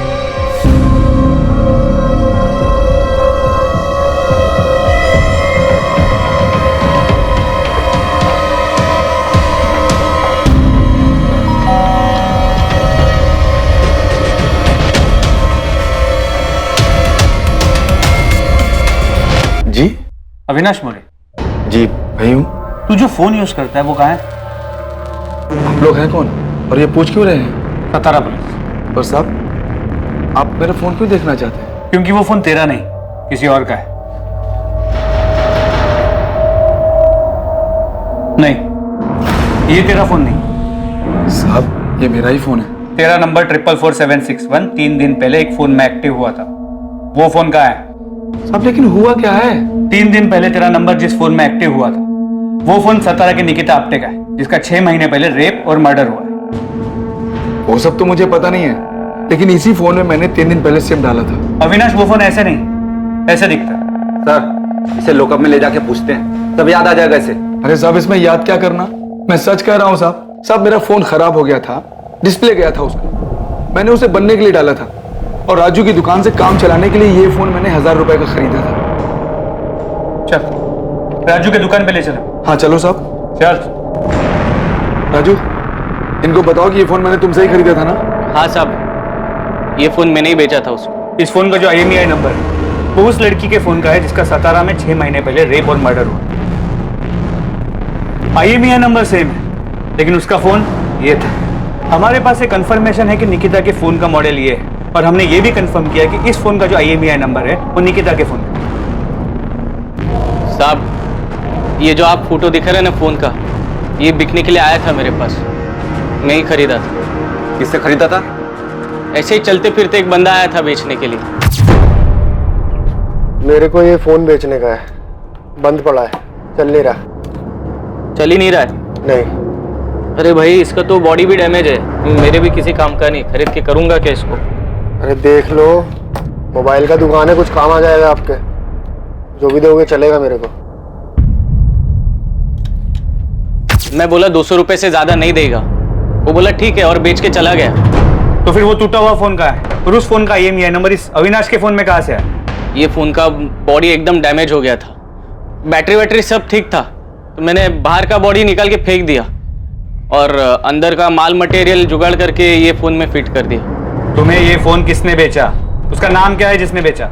नाम तो याद नहीं साहब, 1-2 महीना हो गया अभी। देख राजू, हमें वो आदमी चाहिए, और अगर वो नहीं मिला ना हम तेरी जन्म पत्री बना देंगे कि तूने सतारा में उस लड़की के साथ रेप और मर्डर किया। खाली पीली मेरे को काय को फंसा रहे साहब, मैं तो खाली फोन खरीदा था। जिसने फोन बेचा उसका हुलिया याद है? साहब याद करने की कोशिश करता हूँ साहब। नहीं, ये भी नहीं, ये नहीं, ये था ना? नहीं साहब ये भी नहीं था। जैसा वो सब बोले ना वैसा मैं आपको उसका हुलिया बताने को तैयार हूँ। सच्ची साहब, जितना याद है सब बताऊंगा, बिल्कुल नहीं घुमाऊंगा, कसम से।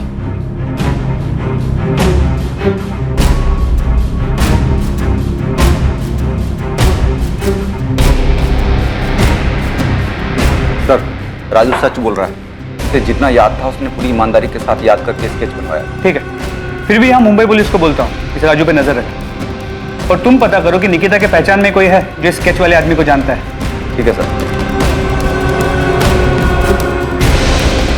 स्केच को तुम्हारे फोन और मेल दोनों पे भेजा।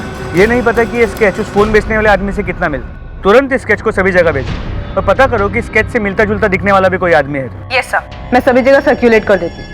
राजू की मदद से जो स्केच बनाया गया वो उस आदमी की शक्ल के काफी नजदीक था जिसने राजू की दुकान पर निकिता का मोबाइल बेचा था। वो आदमी वास्तव में मौजूद था और यकीनन सतारा में ही था। और निकिता से जुड़े लोगों में उसके बॉयफ्रेंड विनीत के अलावा ऐसा कोई नहीं था जिसने इस आदमी को देखा था या पहचान सकता था। कौन है मैडम ये नहीं जानता, लेकिन इसे पार्क में देखा है। चावल में निकिता हमेशा मिलते थे, इसे बहुत बार पार्क में देखा। मुझे बड़ा अजीब लगता था।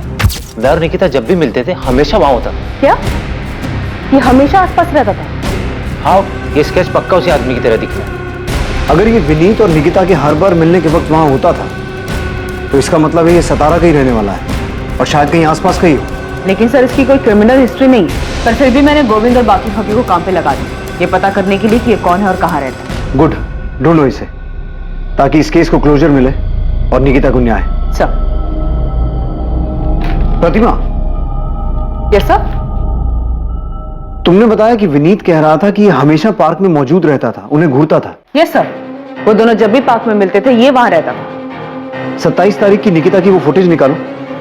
हमें इस एंगल के बारे में कुछ पता नहीं था, हमने कुछ मिस किया है। 27।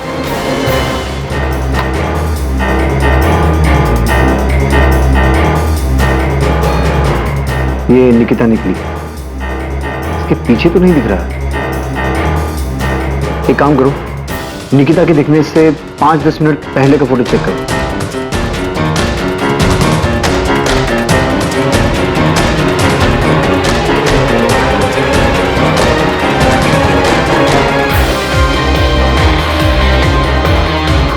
एक मिनट सर, स्टॉप कीजिए इसको। अब नॉर्मल कीजिए। यही है वो, तो यही है।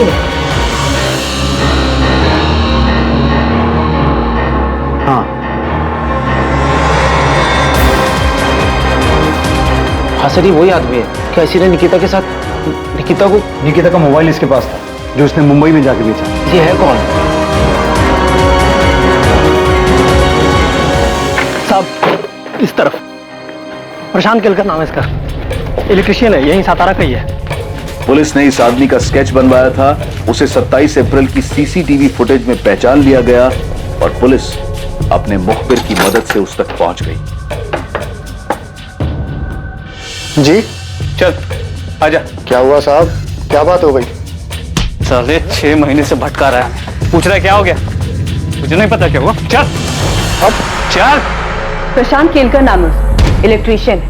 विनीत ने बताया कि निकिता विनीत जब भी पार्क में मिलते थे ये हमेशा वहां होता था। ये कौन है? ये किशोर कदम की तरह कोई दूसरा आदमी है जिसको अमित ने पैसे देकर निकिता को? नहीं, प्रशांत हिस्ट्री शीटर नहीं, उसे पुलिस स्टेशन ला रहे हैं, फिर पूछताछ करेंगे उससे। मैडम इस आदमी का मेरी बहन से क्या लेना देना? पता नहीं शिवम, अभी कुछ नहीं बता सकता। ऐसे ही बोलेगा या इलेक्ट्रिक शॉक खाएगा? बिना झटका खाए बोल दे, बेहतर है। निकिता का फोन तेरे पास था, उस मोबाइल शॉप वाले राजू ने तुझे पहचान लिया। अरे ऐसे प्यार से नहीं बोलेगा सचिन। प्रशांत केलकर, निकिता के साथ वो सब तूने किया ना? मैं सही बोल रहा हूँ?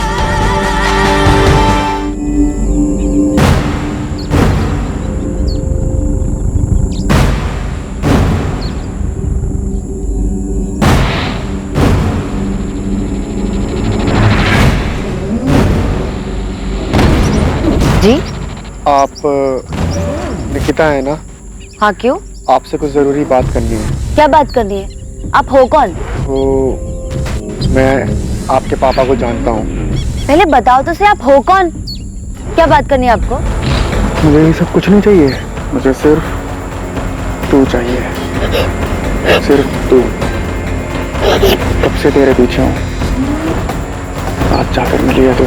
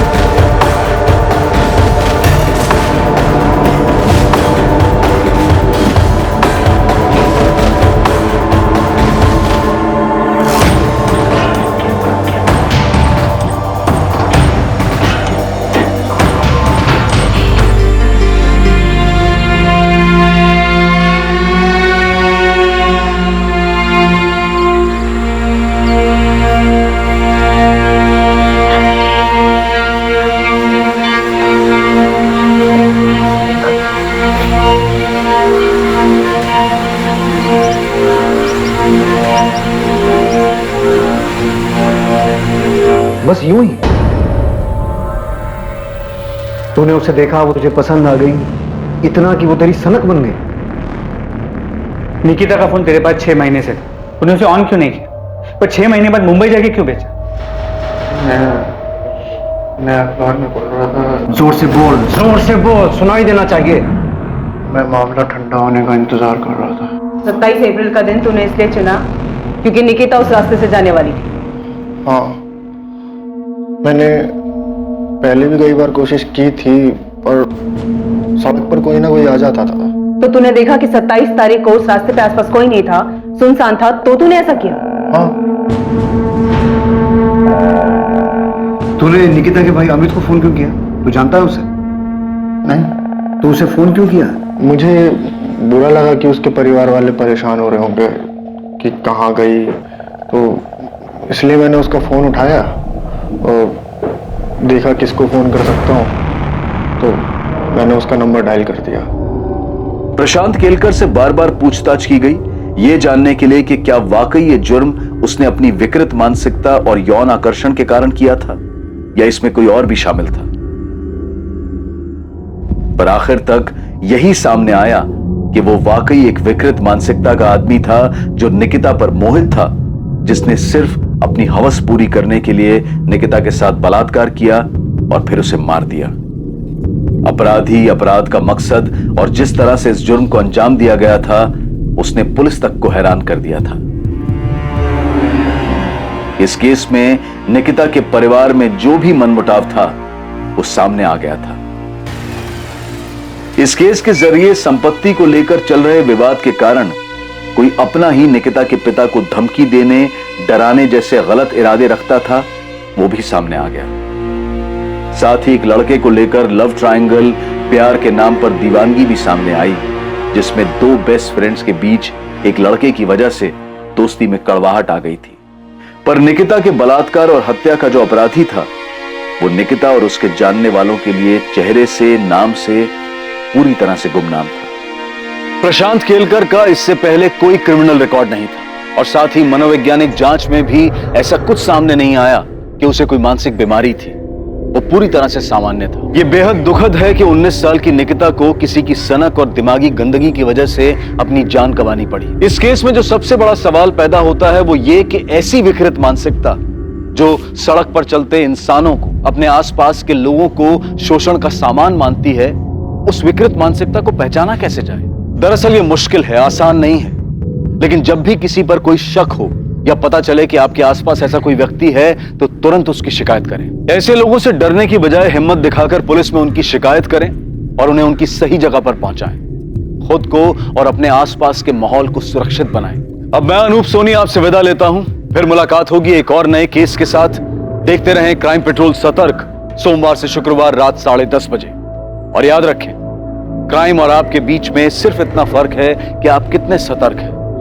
सतर्क रहें, सुरक्षित रहें। जय हिंद। क्राइम पेट्रोल्स के और भी दिलचस्प कहानी देखने के लिए हमारे चैनल को सब्सक्राइब करें और बेल आइकॉन दबाना न भूलें।